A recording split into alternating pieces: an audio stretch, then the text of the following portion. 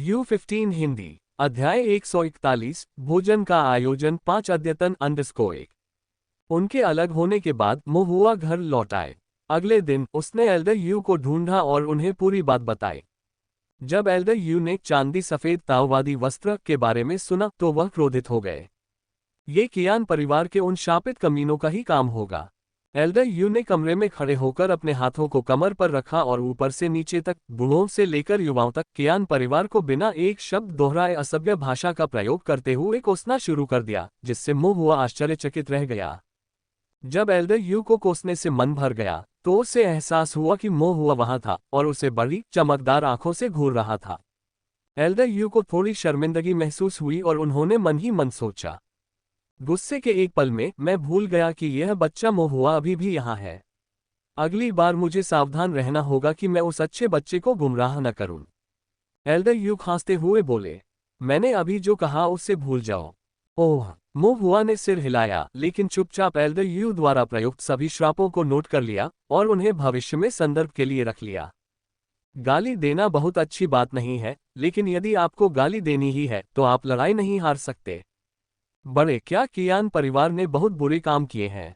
महुआ ने पूछा। Elder you जवाब देने ही वाले थे, लेकिन उन्होंने खुद को रोक लिया और कहा, ये वयस्कों का मामला है, आपको इसके बारे में चिंता करने की जरूरत नहीं है। फिर उसने धीरे से कहा, सेब पेड़ से दूर नहीं गिरता। कियान परिवार का मुखिया एक कमीना आदमी है और आप उसके नीचे कई अच्छे लोगों को खोजने की उम्मीद नहीं कर सकते। ये वास्तव में सीवर में चूहे के घोंसले जैसा है। खुद से बात करते हुए एल्डर यू ने अनजाने में फिर से गालियां देना शुरू कर दिया। महुआ को ये दुखद और हास्यास्पद दोनों लगा।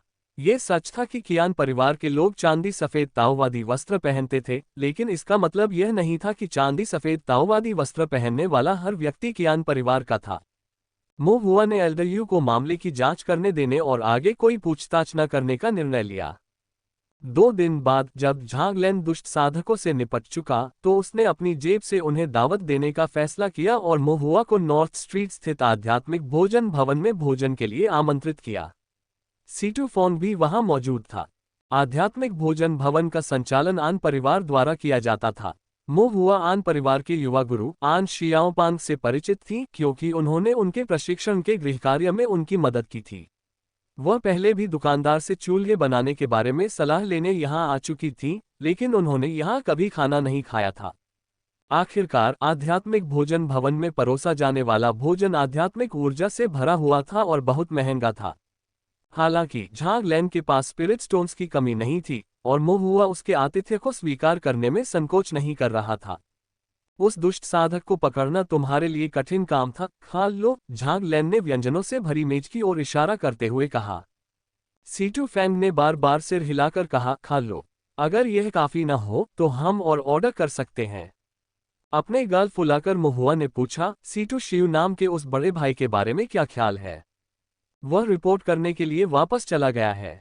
ओह, महुआ ने जवाब दिया, वास्तव में परवाह नहीं की और सिर्फ विनम्रता से पूछा। महुआ ने बड़े चाव से खाया, जबकि झांगलैन ने आराम से अपना पिपिया मुश्किल से बर्तनों को छुआ। वह बचपन से ही ये आध्यात्मिक भोजन खाता आ रहा था और इनसे ऊब चुका था। हालांकि ये आध्यात्मिक ऊर्जा से भरपूर थे, लेकिन इनका स्वाद कुछ खास नहीं था और उसे ये बिल्कुल पसंद नहीं थे। उन्होंने महसूस किया कि महुआ के घर पर बैल राक्षस का मांस सुगंधित और मसालेदार दोनों था और इसका स्वाद बहुत अच्छा था। दूसरी ओर सीटूफोन को महुआ का गाल फुलाकर खाने का तरीका बहुत प्यारा लगा और इसलिए वह केवल अपने गाल ऊपर उठाकर महुआ को खाते हुए देखने लगी। विभिन्न आत्मिक प्राणियों के मांस और मुर्गे से भरी एक मेज को महुआ अकेले ही खा रहा था। महुआ को भी लगा कि ये व्यंजन उसकी मां द्वारा बनाए गए व्यंजनों जितने स्वादिष्ट नहीं थे, लेकिन ये भोजन इतने महंगे थे कि इन्हें न खाकर बर्बाद नहीं किया जा सकता था। हालांकि महुआ के पेट भरने के बावजूद मेज पर अभी भी बहुत सारा खाना बचा हुआ था। झांगलैन ने कहा, मैं बाद में दुकानदार से इन्हें पैक करवा दूंगी और आप इन्हें अपने साथ घर ले जा सकते हैं। फिर उसने एक स्टोरेज बैग निकाला और महुआ को दे दिया। यहाँ आपके लिए 100 स्पिरिट स्टोन है। महुआ बहुत खुश थी और बस हाथ बढ़ाने ही वाली थी, लेकिन फिर उसने भौहें चढ़ाईं और फुसफुसाया, खाने के लिए भोजन और ले जाने के लिए चीजें होने के बावजूद आप किसी कारण से मुझे रिश्वत देने की कोशिश तो नहीं कर रहे हैं, है ना? क्या सोच रहे हो? झांग लैन ने हार मानकर आह भरी। तुम्हें खाने पर इसलिए बुलाया क्योंकि तुमने बहुत मदद की थी। ये आत्मा पत्थर ताओवादी दरबार से मिले इनाम है। अच्छा ऐसा है। इस प्रकार मोहुआ ने बिना किसी अपराध बोध के इनाम स्वीकार कर लिया। झांग लैन ने आगे कहा, मैंने दरबार के नेता से बात की। मूल रूप से ताओवादी दरबार आपको अन्य पुरस्कार देता, लेकिन वे पुरस्कार अक्सर खोखले सम्मान होते, दिखावटी लेकिन ठोस नहीं, और आसानी से परेशानी का कारण बन सकते हैं। उत्सुकतावश मोहुआ ने पूछा, कैसी परेशानी? हो सकता है कि ये दुष्ट साधक अकेले न हो, कुछ के साथी भी हो, कुछ उसी संप्रदाय के हो, और कुछ को संप्रदाय का समर्थन भी प्राप्त हो। ताओवादी दरबार द्वारा पुरस्कार दिए जाने के बाद वे बदला लेने के लिए आपके पीछे पड़ सकते हैं, झांग लैन ने अपने पे का घूंट लेते हुए समझाया। तो मैंने उन्हें तुम्हारी प्रत्यक्ष उपलब्धियों का श्रेय ताओवादी दरबार को देने के लिए कहा और उन्हें तुम्हें कुछ अतिरिक्त आत्मिक रत्न देने के लिए राजी किया। आखिरकार तुम्हारे लिए आत्मिक रत्न ज्यादा मूर्त हैं, झांग लैन ने बोलते हुए अपना प्याला उठाया। मोहुआ ने सहमति में सिर हिलाया, बिल्कुल, चुपचाप भाग्य बनाना सबसे अच्छा तरीका है। एक पल सोचने के बाद झांग लैन ने कहा, एक और बात है, ओल्ड मास्टर एन आपसे मिलना चाहते हैं। बूढ़े मास्टर अन। मोहुआ की भौहें सिकुड़ गईं, फिर एक गहरी अंतर्दृष्टि के साथ उसने झांग लैन से फुसफुसाते हुए कहा, क्या दुष्ट साधक एक परिवार की लड़की से पुनः पूर्ति कर रहा था? झांग लैन ने ठंडी सांस ली, तुम्हें कैसे पता चला? क्या उस दिन आपसे कोई गलती नहीं हुई थी? आपने कहा था कि आन परिवार को समझाना मुश्किल होगा। झांग लैन ने बीच में ही कहा, मैंने ऐसा नहीं कहा। मोहुआ ने उसे अर्थपूर्ण दृष्टि से देखा, जिससे झांग लैन को सिरदर्द हो गया। इस तरह की जानकारी लीक नहीं की जा सकती। सीटू फोंग ने उन दोनों को धीमी आवाज में बात करते हुए देखा और भौहें चढ़ाकर पूछा, तुम लोग किस बारे में फुसफुसा रहे हो? तुरंत झांग लैन ने कहा, ये कुछ भी नहीं है। फिर मोहुआ को एक सार्थक नजर से देखा और फुसफुसाया, मैं अगली बार आपको एक और भोजन दूंगी। मोहुआ ने भी साथ दिया। चाचा, झांग ने कुछ नहीं कहा। सीटू फैंग ने मोहुआ पर नजर डाली, फिर झांग लैन पर संदेह से देखा। झांग लैन उनकी निगाहों के सामने असहज महसूस करते हुए खड़ी हुई और मोहुआ के लिए भोजन पैक करना शुरू कर दिया। इसके बाद दोनों ने मोहुआ को अन परिवार के निवास तक पहुंचाया। एन परिवार का व्यवसाय आध्यात्मिक भोजन तैयार करना था, तथा वे स्वाद, सुगंध और उत्तम आतिथ्य पर गर्व करते थे। आन परिवार, कियान परिवार जितना दबंग नहीं था।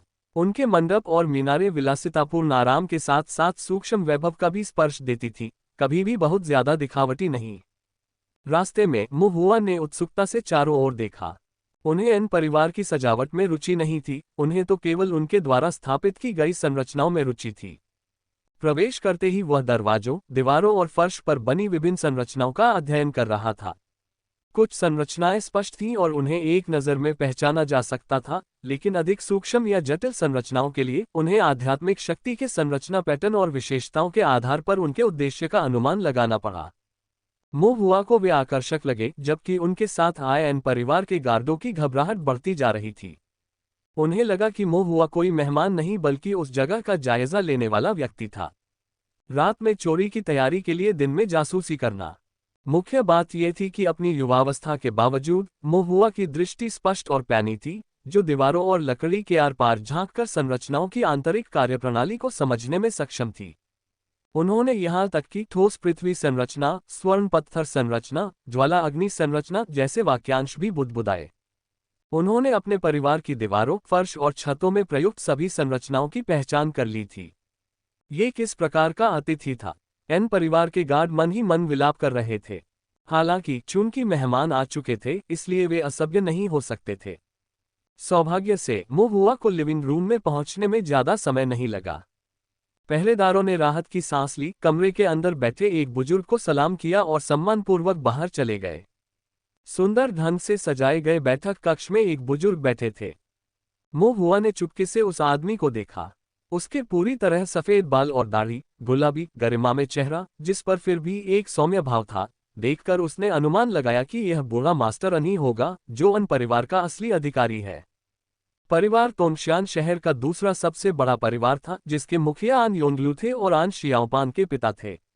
हालांकि जब कुल के बड़े छोटे मामलों की बात आती थी, तो अंतिम निर्णय वृद्ध गुरुआन का होता था, जो उस समय संस्थापक स्थापना चरण में थे। बूढ़े मास्टर अन से मिलकर सभी ने उनका सम्मान किया। बूढ़े मास्टर अन ने भी उनके साथ कुछ विनम्र शब्दों का आदान प्रदान किया। बूढ़े मास्टर अन ने मोहुआ को उसकी कम उम्र के कारण हल्के में नहीं लिया, इसके विपरीत वह काफी विनम्र था। इतना विनम्र कि मोहुआ को लगा कि कुछ गड़बड़ है। पहले कभी नहीं मिले थे, फिर भी वह उसके प्रति इतना अच्छा क्यों था। मोहुआ के दिल में संदेह पैदा हो गया। थोड़ी देर बातचीत करने के बाद मोहुआ को स्थिति की पूरी जानकारी मिल गई। जिस महिला का दुष्ट साधक द्वारा शोषण किया गया था, वह वास्तव में अन परिवार की विवाहेतर संबंध से पैदा हुई बेटी थी। ये स्त्री दुष्ट साधक के सुंदर रूप और मधुर वचनों से मोहित होकर उसके प्रेम में पड़ गई और मन ही मन उसे अपना वचन दे दिया। जब तक उसे एहसास हुआ कि कुछ गड़बड़ है, तब तक बहुत देर हो चुकी थी। उसे एक स्त्री के रूप में पुनःपूर्ति के लिए इस्तेमाल किया जा चुका था। उसकी जीवन शक्ति समाप्त हो चुकी थी और वह अपने दिन स्तब्ध अवस्था में बिता रही थी, अपनी कटु घृणा और मरने की इच्छा में। हालांकि बाद में उसे बचा लिया गया। वह अपने पूर्व स्वरूप की छाया मात्र रह गई थी तथा निरंतर आतंक और दुख में जी रही थी। ये जानने पर ओल्ड मास्टर अन क्रोधित हो गए और उन्होंने गुप्त रूप से अन परिवार के शिष्यों को जांच करने का आदेश दिया, लेकिन कोई खबर नहीं मिली। दुष्ट साधक के पास परिष्कृत विधियां थीं और वह गति तकनीकों में निपुण था, जिससे उसका पता लगाना कठिन था और उसका पीछा करना और भी कठिन था। इसके बाद ओल्ड मास्टर एन ने सीटू परिवार के संपर्क सूत्रों को बुलाया, जिनके साथ उनका कुछ तालमेल था, और ताओवादी न्यायालय के पर्यवेक्षक झांग लैन से भी पीछा करने में सहायता करने के लिए कहा। बाद में बिग ब्लैक माउंटेन पर मोहुआ के मार्गदर्शन के साथ झांग लैन ने अंततः दुष्ट साधक को पकड़ लिया। बूढ़े मास्टर अन मोहुआ के बहुत आभारी थे, लेकिन मोहुआ को अभी भी लगा कि कुछ गड़बड़ है। बूढ़े मास्टर एन की कृतज्ञता थोड़ी अधिक लग रही थी। कम से कम उसे झांग लैन और सीटू फोन का तो और भी शुक्रगुजार होना चाहिए। आखिरकार उन्होंने ही तो उस आदमी को पकड़ा था, मोहुआ ने तो बस मदद की थी। जैसी कि उम्मीद थी, कुछ देर तक इधर उधर की बातें करने के बाद ओल्ड मास्टर एन ने मोहुआ के निजी मामलों के बारे में पूछताछ शुरू कर दी। जैसे कि उसके माता पिता क्या करते थे, वह भविष्य में क्या करना चाहता था, तथा क्या उसने संरचनाओं के बारे में कुछ सीखा था आदि। ओल्ड मास्टर अन ऐसे व्यक्ति नहीं थे जिन्हें आप अपमानित करना चाहते थे। मोहुआ ने विनम्रता और गंभीरता से जवाब दिया तथा चर्चा के लिए छोटी छोटी बातें निकाली। बूढ़े मास्टर अन ने पूछना जारी रखा। मोहुआ फिर मासूमियत से एक विषय से दूसरे विषय पर घूमता रहा, गोल गोल घूमता रहा, गंभीरता से बोलता रहा, लेकिन कुछ भी नहीं बोला। जितना संभव हो सके टाल मटोल करते हुए जवाब देता रहा। जब वह सचमुच प्रश्नों को टाल नहीं सका, तो उसने हंसते हुए कहा कि उसे याद नहीं आ रहा। आखिरकार वह अभी भी एक बच्चा था, इसलिए ऐसा कहना कोई समस्या नहीं थी। जब ओल्ड मास्टर अन ने कुछ समय तक अप्रत्यक्ष रूप से जानकारी प्राप्त करने का प्रयास किया, लेकिन सफलता नहीं मिली, तो वे अंदर ही अंदर आह भरने से खुद को नहीं रोक सके। यदि आन परिवार के युवा शिष्यों में ऐसी बुद्धि होती, तो वह स्वयं को बहुत सी चिंताओं से बचा सकता था।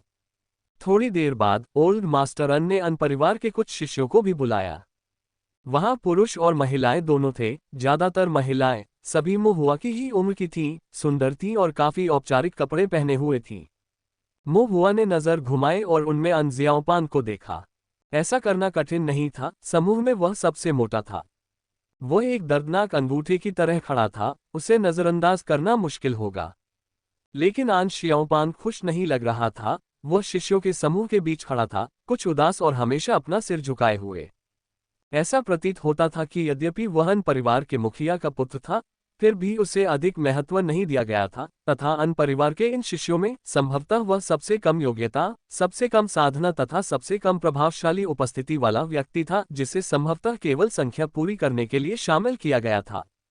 बूढ़े मास्टर अन ने कहा, मुझे दरबारी नेता झांग से कुछ बातें करनी है, और अगर छोटे भाई मो को कोई आपत्ति न हो, तो आप हमारे अन परिवार के पीछे वाले बगीचे में टहल सकते हैं।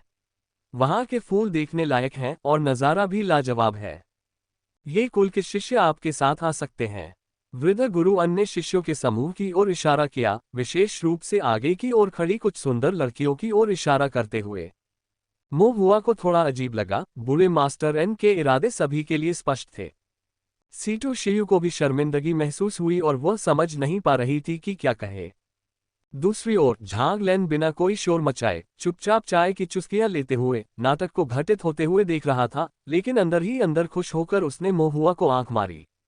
बूढ़े मास्टर अन ने बहुत कोशिश की थी, संभवतः वह मोहुआ का विवाह परिवार में कराना चाहते थे, लेकिन इसे अधिक स्पष्ट न करने के लिए उन्होंने कुछ अन्य एन फैमिली शिष्यों को भी इसमें शामिल कर लिया था। मो हुआ ने अंदर ही अंदर आह भरी और अब वह ओल्ड मास्टर एन के साथ खेलने में परेशान नहीं हो सकती थी। अभी वह उन सुखद बातों पर समय बर्बाद कर सकता था और यह पहले से ही पर्याप्त शिष्टाचार था। मो हुआ विदा लेने के लिए खड़ा हुआ। देर हो रही है और मुझे अभी भी कुछ काम निपटाने हैं, इसलिए मैं अब विदा लेता हूं और महत्वपूर्ण मामलों पर चर्चा करके आपको और अंकल झांग को परेशान नहीं करूंगा। बूढ़े मास्टर अन के चेहरे पर थोड़ी निराशा झलक रही थी, लेकिन उन्होंने उसे अपने पास रखने पर जोर नहीं दिया, बस इतना कहा, छोटे भाई कृपया निश्चिंत होकर जाओ, औपचारिकता निभाने की कोई आवश्यकता नहीं है। मो हुआ जाने के लिए उठा। जैसे ही उसने मुड़कर देखा, उसकी नजर उदास आन शियाओपांग पर पड़ी और एक पल के लिए वह झिझका, फिर मन ही मना भरी। युवा मास्टर अन। बूढ़े मास्टर अन की आंखें चमक उठीं। छोटे भाई, क्या तुम जियाओफो को जानते हो? मो हुआ ने सिर हिलाया। युवा मास्टर एन और मैं सह शिष्य हैं, हमारी दोस्ती है और उन्होंने पहले भी मेरी मदद की है। आन जियाओपांग दंग रह गया। क्या मो हुआ ने ही उसके होमवर्क में मदद नहीं की थी? उसने मो हुआ की मदद कब की थी? वह याद नहीं कर सका। बूढ़े मास्टर अन की आंखें और भी अधिक चमक उठीं और उन्होंने अन शियाओपांग को जो नजर दी, उसमें भी थोड़ी अधिक प्रशंसा थी। चूंकि साथी शिष्यों के बीच कुछ भाईचारा है, इसलिए जियाओफू आपको छोटे भाई मो को ले जाना चाहिए और उसे चारों ओर दिखाना चाहिए। कमरे में सभी की निगाहें आन शियाओपांग की ओर मुड़ गईं। पहली बार आन शियाओपांग ने खुद को इतने सारे लोगों की नजरों में पाया और थोड़ा असहज महसूस किया। फिर भी उसने अपनी पीठ थोड़ी सीधी की और कहा, हाँ दादाजी। एन जियाओपांग मो हुआ को लिविंग रूम से बाहर ले गया। इसके बाद उसने राहत की सांस ली। उसका पूरा व्यवहार एक पंचर हुई गेंद की तरह सिकुड़ गया और मुरझा गया। वह थोड़ा दयनीय, फिर भी कुछ हद तक मनोरंजक लग रहा था। मो हुआ खुद को रोक नहीं सका और पूछा, क्या तुम अपने दादा से बहुत डरते हो? एन जियाओपांग ने सिर हिलाया, हाँ, सिर्फ दादाजी ही नहीं, मैं अपने पिताजी, दूसरे चाचाओं और बुजुर्गों से भी डरता हूँ। क्या वे तुम्हें मारते हैं? आन जियाओपांग ने अपना सिर हिलाया। क्या वे तुम्हें डांटते हैं? मेरे पापा तो मारते हैं, पर मेरे दादाजी नहीं मारते और आमतौर पर दूसरे चाचा और बुजुर्ग भी नहीं मारते। हाँ, मेरे पापा भी मुझे मारते हैं। मो हुआ ने असमंजस में पूछा, तो फिर तुम उनसे क्यों डरते हो? एन शियाओपांग ने कोई जवाब नहीं दिया, बल्कि निराश होकर कहने लगे, मो हुआ, क्या मैं पूरी तरह बेकार हूँ? मो हुआ ने मना करना चाहा, लेकिन उन्हें कोई ऐसी खूबी नहीं दिखी जिससे वे इशारा कर सकें, इसलिए उन्होंने अधिक चतुराई से जवाब दिया। थोड़ा सा। एन जियाओपांग और भी अधिक निराश हो गया। मेरे पिताजी परिवार के मुखिया हैं और तार्किक रूप से मुझे भविष्य में परिवार का मुखिया बनना चाहिए, लेकिन मैं सक्षम नहीं हूं, मैं परिवार का मुखिया नहीं बन सकता। क्या इसीलिए तुम दुखी हो? हाँ, आन जियाओपांग ने सिर हिलाया, इसीलिए वे चाचा और बुजुर्ग मुझे जिस नज़र से देखते हैं, वह अफसोस और निराशा दोनों से होता है।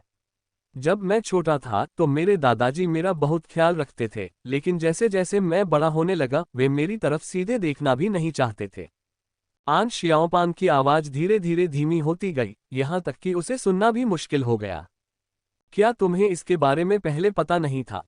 आन शियाओपांग मो हुआ को याद था कि वह एक मुखर, कुछ हद तक मनमौजी, फिर भी दयालु और मोटा लड़का था। अब वह भारी विचारों से बोझिल लग रहा था। मुझे पहले पता नहीं था क्योंकि मैंने ध्यान ही नहीं दिया था। लेकिन फिर एक दिन मुझे अचानक एहसास हुआ कि मेरे दादाजी का मुझे देखने का नजरिया बदल गया है। अब वो चिंता नहीं रही, वो उदासीनता और निराशा थी। और जब मैंने अपने पिताजी और उन चाचाओं और बुजुर्गों की तरफ देखा, तो उनकी आंखें बिल्कुल वैसी ही थीं, सिर्फ निराशा से भरी हुई। शायद वे मुझसे काफी समय से निराश थे और मैंने इस पर ध्यान नहीं दिया था। आन शियाओपांग की आंखों में क्षति की गहरी भावना उभर आई। क्या होगा यदि आप अपनी साधना में कड़ी मेहनत करें और अधिक चीजें सीखें? मो हुआ ने सुझाव दिया। आन जियाओपांग ने चुपके से आंसू पोंछे, मो हुआ, मैं होशियार नहीं हूं, चाहे कितनी भी कोशिश कर लूं, मैं कभी सीख ही नहीं पाता। जिन चीजों में दूसरे महारत हासिल कर लेते हैं, मैं चाहे कितनी भी पढ़ाई कर लूं, उन्हें समझ नहीं पाता। शियाओपांग ने चुपके से अपने आंसू पोंछे। मो हुआ ने आह भरी और आन शियाओपांग को आन परिवार की संपत्ति का भ्रमण कराया। आन शियाओपांग को थोड़ा बेहतर महसूस हुआ, लेकिन फिर अचानक एहसास हुआ कि कुछ गड़बड़ है। यह मेरा घर है, आप इसे मुझसे बेहतर कैसे जानते हैं? आपके परिवार का गठन बहुत सरलता से किया गया है, मैंने एक ही नज़र में इसे समझ लिया। मो हुआ ने मन ही मन सोचा, लेकिन एन परिवार की गरिमा का ख्याल रखते हुए उसने सीधे तौर पर यह बात न कहने का फैसला किया और इसके बजाय जवाब दिया, मैं एक फॉर्मेशन मास्टर हूं, मैंने फॉर्मेशन के आधार पर इसका पता लगाया। ये संरचना आन परिवार की हवेली के मंडपों और मीनारों के आधार पर बनाई गई थी। इस संरचना को देखने के बाद मुहुआ को स्वाभाविक रूप से पता था कि आन परिवार की संपत्ति का निर्माण कैसे हुआ था। रॉकरीज, जल सुविधाएं, हॉल और टावर, मिट्टी और लकड़ी का हर टुकड़ा सभी संरचना के साथ संरेखित थे, उनमें अनुसरण करने के लिए सुराग थे। एन जियाओपांग ने प्रशंसा से कहा, मुहुआ, तुम बहुत अद्भुत हो। काश मैं भी तुम्हारी तरह होशियार होती। मुहुआ ने कहा, आपको निराश नहीं होना चाहिए, हर कोई अपनी उपयोगी प्रतिभाओं के साथ पैदा होता है। जरा सोचिए, आपको क्या करना पसंद है? हर कोई अपनी उपयोगी प्रतिभाओं के साथ पैदा होता है। आन शियाओपान को काफी प्रोत्साहन मिला और वह काफी देर तक सोचता रहा, जब तक कि उसकी आंखें चमक नहीं उठीं। मुझे खाना पसंद है। मुहुआ की अभिव्यक्ति क्षण भर के लिए कठोर हो गई। एन जियाओपांग ने अपना सिर खुजलाया, क्या यह इतना अच्छा नहीं है? ये ठीक है, मुहुआ ने अपने बेहतर निर्णय के विरुद्ध कहा। आन जियाओपांग ने फिर अपना सिर खुजलाया। मुहुआ ने कहा, इस बात की चिंता मत करो कि दूसरे क्या कहते या सोचते हैं। इस बारे में ध्यान से सोचो कि तुम इस जीवन में सबसे ज्यादा क्या करना चाहते हो। जरूरी नहीं कि यह कोई बड़ी बात हो, बशर्ते तुम इसे बिना पछतावे के कर सको। ओह, एन जियाओपांग ने सिर हिलाया। वे एक साथ बगीचे में घूमे। तभी एन जियाओपांग को अचानक कुछ याद आया और उसने कहा, मुहुआ, मेरे दादाजी चाहते हैं कि तुम्हारी शादी हमारे परिवार में हो। मुहुआ को आश्चर्य तो नहीं हुआ, लेकिन वह उत्सुक था, तुम्हें ये कैसे पता? मैंने यह बात तब सुनी जब मेरी माँ मेरी मौसियों से बातें कर रही थीं। उन्हें इस बारे में बात करना बहुत पसंद है और वे बिना थके पूरा दिन बात कर सकती हैं। एन शियाओपांग के चेहरे पर खुशी देखकर मुहुआ ने अनुमान लगाया कि उसकी माँ और अन्य लोगों ने पूरे दिन बातें की होंगी और एन शियाओपांग ने पूरे समय उनकी बातें सुनने का आनंद लिया होगा। हालांकि मुहुआ अभी भी उलझन में था, मैं अभी किशोरावस्था में हूँ। क्या तुम्हारे दादाजी इस बारे में थोड़ा जल्दी नहीं सोच रहे हैं? अभी ज्यादा जल्दी नहीं है, एन जियाओपांग ने सिर हिलाया। ये चीजें जल्दी ही तय हो जानी चाहिए। ज्यादा देर तक इंतजार करने से कोई और मौका छीन सकता है।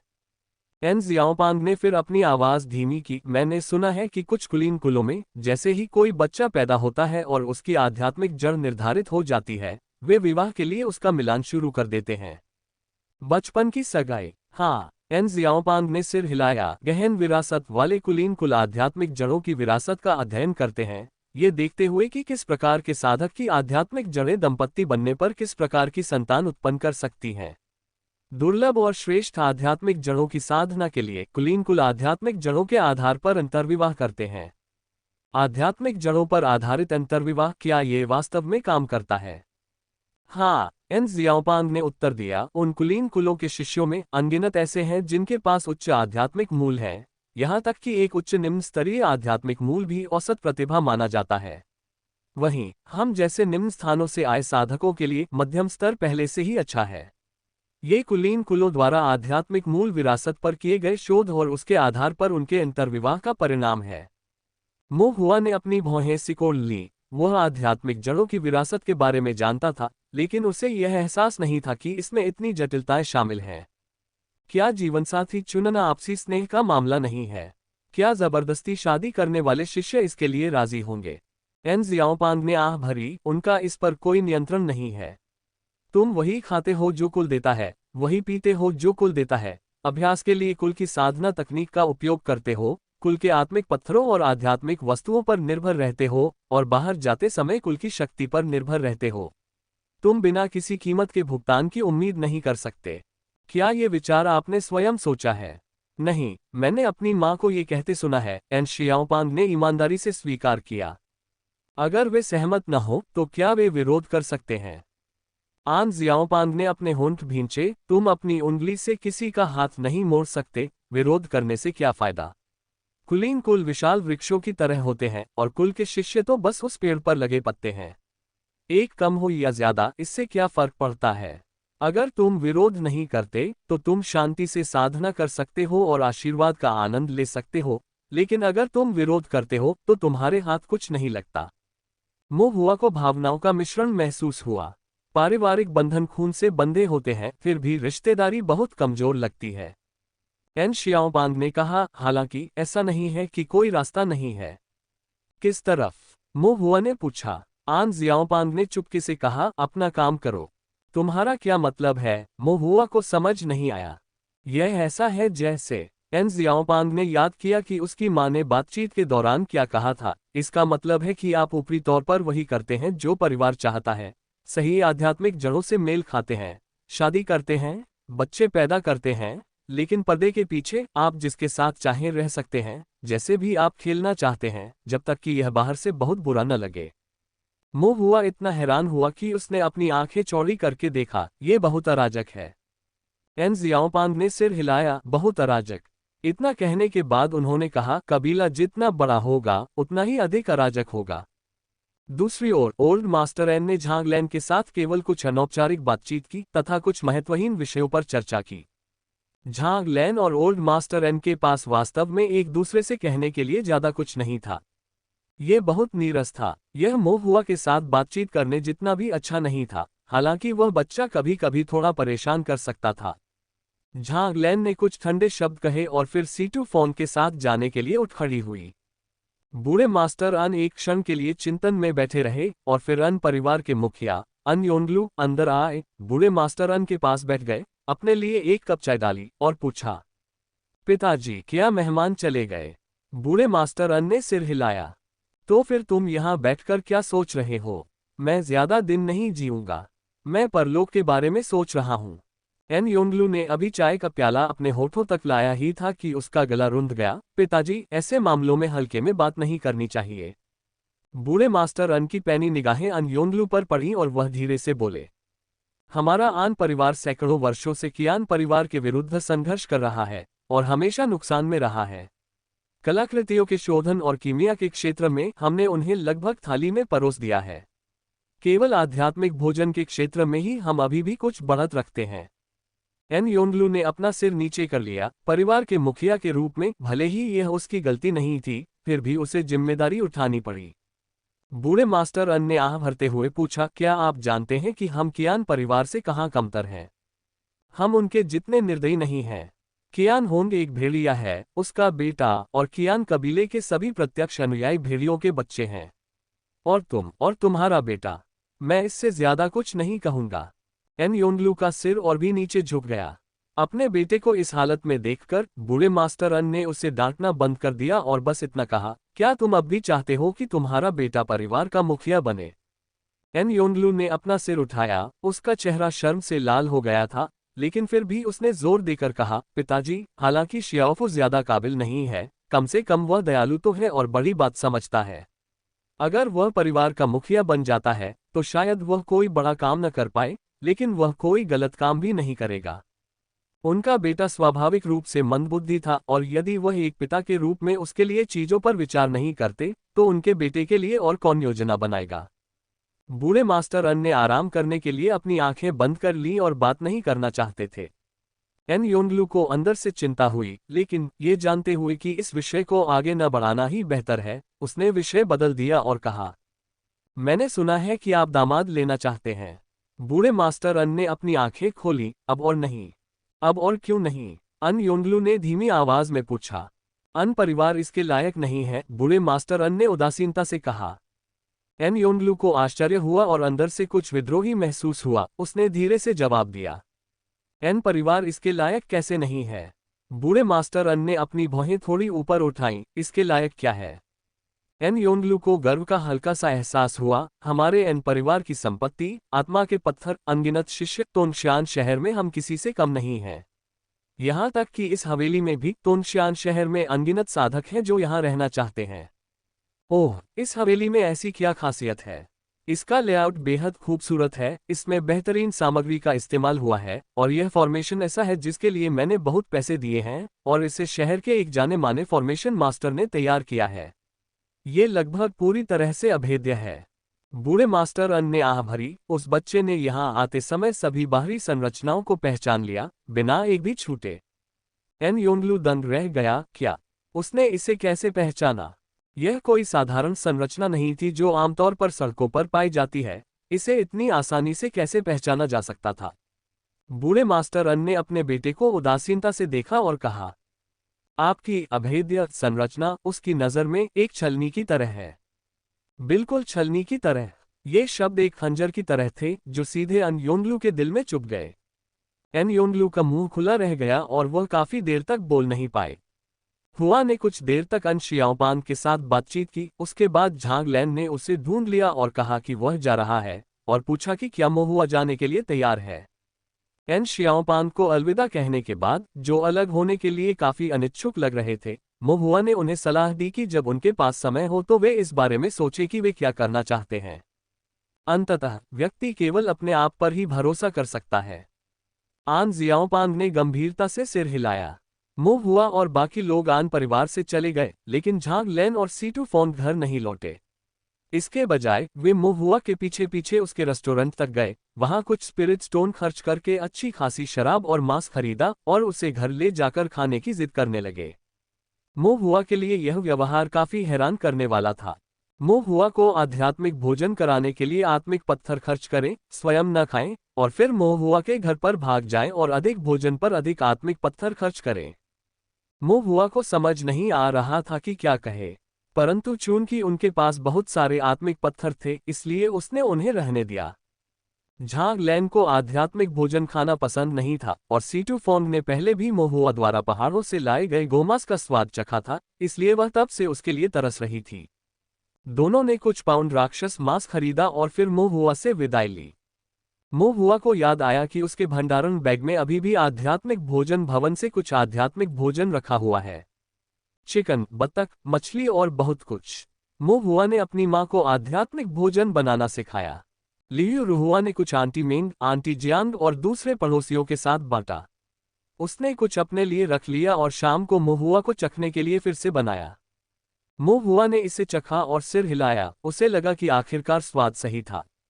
अगले दिनों में मोहुआ ने हमेशा की तरह आकृतियां बनाने का अभ्यास किया। एक सुबह जब मोहुआ ध्यान में बैठा था तो उसे अचानक अपने मेरिडियन में कंपन महसूस हुआ।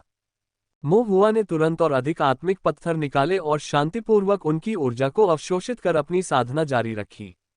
अज्ञात समय के बाद उनकी साधना का स्तर बढ़ गया। मोहुआ की भावनाएं अवर्णनीय रूप से जटिल थीं। इतनी मेहनत करने के बाद भी सफलता नहीं मिल सकती थी, लेकिन जब उन्होंने बिना किसी बाधा के साधना पर ध्यान केंद्रित किया तो उन्हें अप्रत्याशित रूप से सफलता प्राप्त हुई। वस्तुतः ताओ साधना क्रमिक संचय और प्राकृतिक प्रगति का विषय थी, लेकिन अंततः वह क्यूई शोधन के छठे स्तर पर पहुंच गया। मोहुआ उत्साहित हो गया।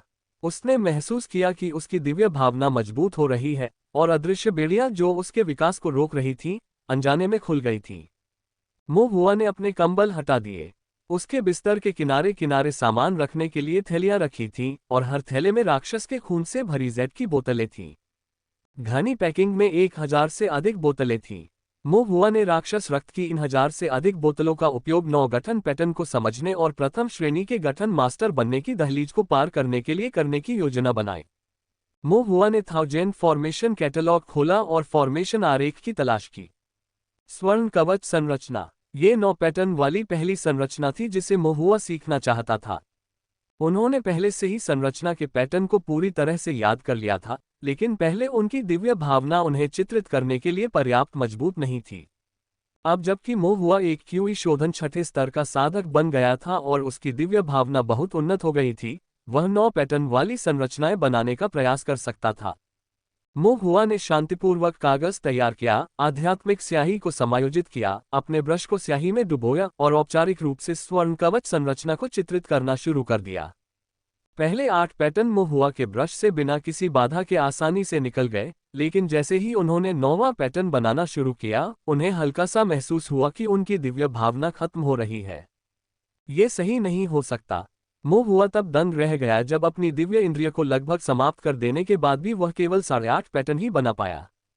इतना बड़ा अंतर कैसे हो सकता है? मोहुआ ने अपना ब्रश नीचे रख दिया, अपनी ठोड़ी को हाथ में लिया और गहराई से सोचने लगा। तार्किक रूप से अपने क्षेत्र के सुधार के साथ उसकी दिव्य भावना भी काफी बढ़ जानी चाहिए थी, लेकिन ऐसा क्यों था कि अब वह पहले की तुलना में केवल आधा पैटर्न ही अधिक बना सकता था। उन्होंने मूलतः सोचा था कि भले ही वे सीधे तौर पर 9 पैटर्न वाली संरचना को पूरी तरह से नहीं बना सकते, लेकिन कम से कम वे इसका मोटा मोटा रेखाचित्र तो बना ही सकते थे और थोड़े अभ्यास के साथ वे इसे पूर्ण रूप से बना सकते थे। ऐसा लग रहा था कि यह सब इतना आसान नहीं था। मो हुआ ने अपनी भौहें सिकोड़ी, फिर ध्यान में बैठ गए और अपनी दिव्य अनुभूति को पुनः प्राप्त करने के लिए ध्यान तकनीक का प्रयोग किया। कई प्रयासों के बाद भी परिणाम आदर्श नहीं थे। दोपहर में वह श्री जुआंग को खोजने के लिए बांस निवास पर गया। श्री जुआंग ने मो हुआ को जटिल निगाहों से देखा और पूछा, इस फॉर्मेशन में आपने कितने फॉर्मेशन पैटर्न बनाए हैं? 9। और आपकी खेती? 6ठा स्तर। मो हुआ को समझ नहीं आया कि मिस्टर जुआंग ऐसा क्यों पूछ रहे थे। श्री जुआंग ने मन ही मन आह भरी और कहा, क्यूई शोधन के 5वें से 6ठे स्तर तक की सफलता 8वें और 9वें गठन पैटर्न के बीच दिव्य भावना में अंतर की भरपाई कैसे कर सकती है?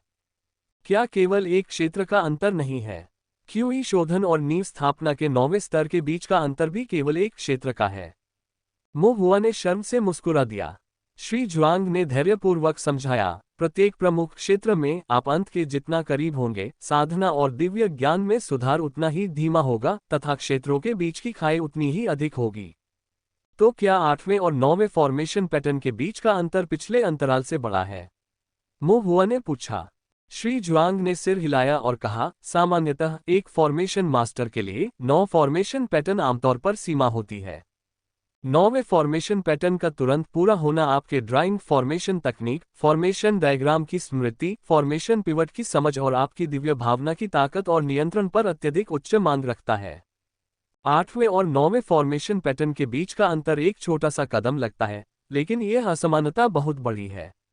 कुछ फॉर्मेशन मास्टर्स जीवन भर इसी दहलीज पर अटके रहते हैं, आगे बढ़ने से बस एक कदम दूर, फिर भी वह एक कदम भी शायद कभी न उठाया जाए। श्री जुआंग काफी भावुक थे। मो हुआ थोड़ा चिंतित हुआ। उसे भी तो जिंदगी भर इसी दहलीज से जूझना नहीं पड़ेगा, है ना? मो हुआ के विचारों को समझते हुए मिस्टर जुआंग ने उसके माथे पर हाथ फेरा और कहा, तुम इतनी जल्दी में क्यों हो? बस निश्चिंत होकर घर जाओ और चित्र बनाकर अभ्यास करो, बस। जब श्री जुआंग ने ये कहा तो मो हुआ को आश्वस्त महसूस हुआ। उसे बस इस फॉर्मेशन का लगन से अभ्यास करते रहना था। कभी कभी सबसे सरल तरीका ही सबसे अच्छा होता था। मो हुआ ने सहमति में सिर हिलाया। मो हुआ के जाने के बाद बांस के कमरे में हल्की हवा चली और बूढ़ा कुई श्री जुआंग के पीछे प्रकट हुआ और उत्सुकता से पूछा, इस दहलीज तक उसे कितना समय लगेगा? श्री जुआंग ने उत्तर दिया, कम से कम 3 या 4 दिन, या अधिक से अधिक आधा महीना। बूढ़ी कुई चुप हो गई, लेकिन अंततः खुद को रोक न सकी और बोली, आप इसे दहलीज कहते हैं? इस पर काबू पाने के लिए 10 दिन से लेकर आधा महीना तक का समय लगता है। यह कोई सीमा नहीं है, यहाँ तक कि कोई बाधा भी नहीं है। श्री जुआंग ने उदासीनता से कहा, साधना में सफलता ने उनकी दिव्य इंद्रिय की बेड़ियां खोल दी है और उसके विकास की सीमा को शिथिल कर दिया है। अभी उनकी दिव्य इंद्रिय अपर्याप्त है। लगभग 10 दिनों तक सूत्रीकरण का अभ्यास करने के बाद जब उनकी दिव्य इंद्रिय सुदृढ़ हो जाएगी तो वे 9 सूत्रीकरण पैटर्न कठिन नहीं होंगे। बूढ़ी कुई अवाक रह गई। श्री जुआंग ने भौहें चढ़ाईं। अन्य साधकों के लिए 9 संरचना पैटर्न वास्तव में एक सीमा का प्रतिनिधित्व करते हैं, लेकिन इस बालक मो हुआ के लिए, जिसने बहुत अधिक संरचनाओं का अभ्यास किया है, ये तथाकथित सीमा वास्तव में कुछ भी महत्वपूर्ण नहीं है। बूढ़ी कुई ने अप्रसन्न होकर कहा, तो तुमने ये सब बकवास पहले क्यों कहा? श्री जुआंग के चेहरे पर चंचलता छा गई और वे हल्की सी मुस्कुराहट बिखेरने लगे। मैं तो बस उससे चिढ़ा रहा था ताकि वह घमंडी न हो जाए। घर लौटने के बाद मो हुआ ने श्री जुआंग की सलाह का गंभीरता से पालन किया तथा फॉर्मेशन का अभ्यास करते समय अपने मन को स्थिर और हृदय को शांत रखा। कुछ अभ्यास के बाद उसने वास्तव में महसूस किया कि उसकी दिव्य भावना अधिक मजबूत हो गई है और वह स्वर्ण कवच संरचना पैटर्न में कुछ और स्ट्रोक जोड़ सकता है। प्रेरित होकर मो हुआ का उत्साह बढ़ा और उसने चित्र बनाना जारी रखा। और इस प्रकार प्रत्येक दिन उसकी दिव्य भावना थोड़ी अधिक मजबूत होती गई और प्रत्येक दिन वह निर्माण पैटर्न में थोड़ा और जोड़ता गया। 10 दिनों के बाद मो हुआ ने स्वाभाविक रूप से स्वर्ण कवच संरचना पूरी कर ली। ऐसा लगा जैसे तरबूज बेल से टूटकर पक गया हो, सब कुछ सहजता से फलित हो रहा हो। लेकिन मो हुआ ने अपनी भौहें सिकोड़ ली। यह उतना कठिन नहीं लगा जितना श्री जुआंग ने बताया था। क्या 8वें और 9वें फॉर्मेशन पैटर्न के बीच कोई सीमा नहीं होनी चाहिए थी? वह सीमा कहाँ थी? मो हुआ ने ध्यान से सोचा, लेकिन अभी भी उसे कुछ भी याद नहीं आ रहा था जो एक सीमा का गठन करता हो। क्या चल रहा है? मो हुआ उलझन में था, उसकी भौहें गहरी होती जा रही थीं। वादा की गई सीमा के लिए इतना ही। जब मो हुआ ने श्री जुआंग को फिर से देखा तो उसके छोटे से चेहरे पर उदासी के भाव थे। सज्जन, क्या आपने नहीं कहा था कि एक सीमा होगी? श्री जुआंग ने सहजता से मुस्कुराते हुए कहा, वास्तव में एक सीमा है, शायद आपने अनजाने में इसे पार कर लिया है। तो क्या अब मैं प्रथम श्रेणी के फॉर्मेशन मास्टर के रूप में योग्य हूँ? यह इतना आसान नहीं है। श्री जुआंग ने अपनी बांस की कुर्सी पर अधिक आरामदायक स्थिति पाए और उस पर लेटकर महुआ को समझाया। 9 फॉर्मेशन पैटर्न बना पाना सिर्फ यही दर्शाता है कि आप पहली कक्षा की दहलीज पर पहुंच गए हैं। आपको और सीखना होगा और ज्यादा बनाना होगा और ज्यादा पहली कक्षा की फॉर्मेशन विधियों में महारत हासिल करनी होगी और 9 फॉर्मेशन पैटर्न बनाने के लिए स्पेल पॉइंट पर पूरा नियंत्रण हासिल करना होगा, तभी आपको पहली कक्षा के फॉर्मेशन मास्टर की ताकत वाला माना जाएगा।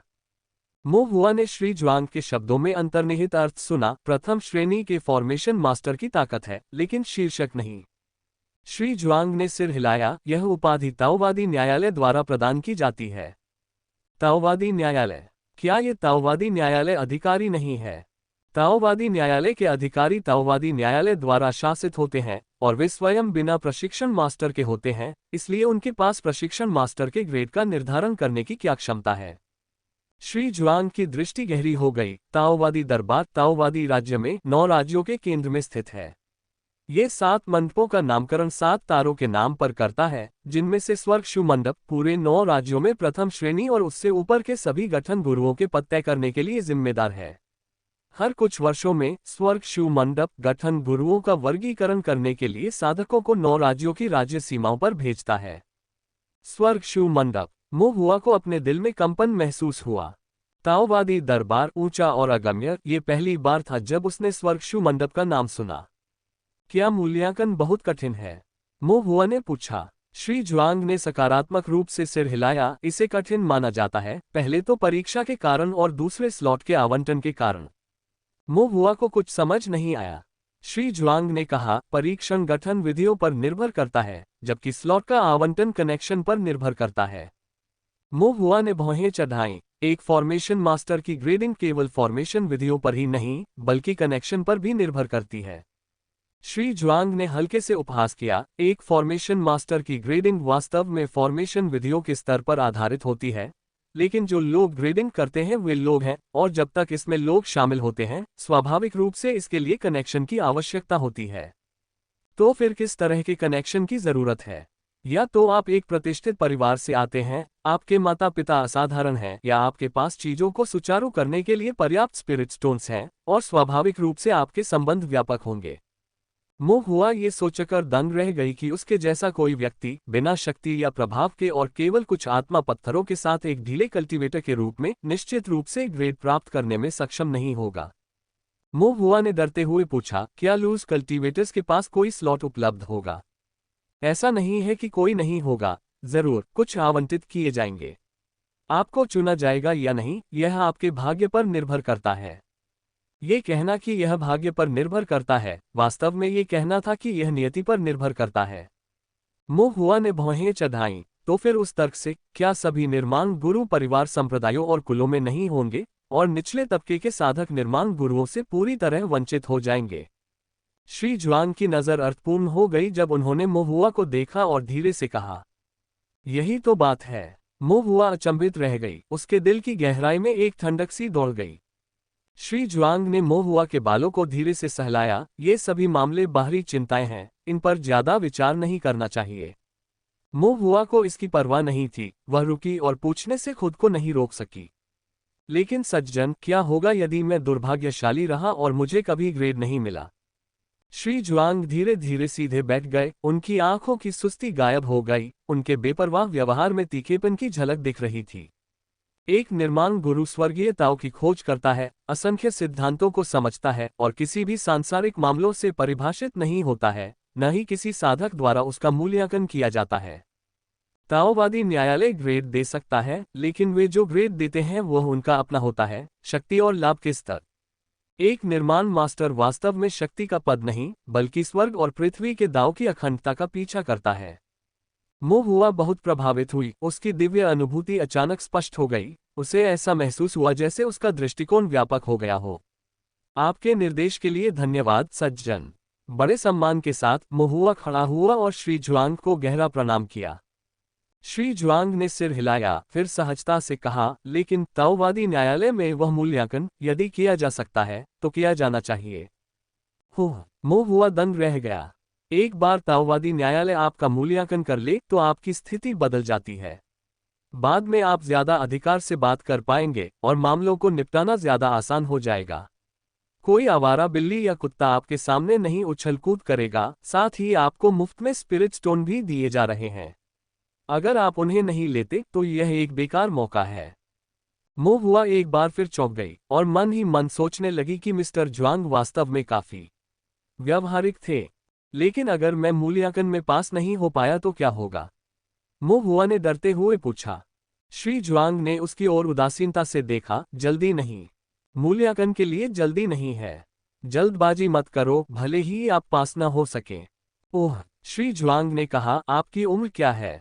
आपके साथ मूल्यांकन करने वाले लोग या तो अधेड़ उम्र के साधक हैं या फिर सफेद बालों वाले बूढ़े। वे आपसे ज्यादा चिंतित हैं, आपको इतनी जल्दी क्या है? ओह, इस विचार के साथ मुहुआ को वास्तव में बहुत अधिक आराम महसूस हुआ। लेकिन अगर मैं कभी पास न हो पाया तो क्या होगा? मुहुआ ने इस मुद्दे पर जोर दिया। श्री जुआंग मुहुआ के बालों को फिर से सहलाने से खुद को रोक नहीं पाए। यदि आप कभी पास नहीं हुए तो आपको सीधे द्वितीय श्रेणी में जाना चाहिए। मुहुआ हैरान रह गया। दूसरी कक्षा? पहली कक्षा आपको पीछे खींच सकती है, लेकिन दूसरी कक्षा नहीं। हेवन शू पवेलियन मूर्खों से भरा नहीं है। वे पहली कक्षा में आने वाली रुकावटों को अनदेखा कर देते हैं। लेकिन दूसरी कक्षा अलग है।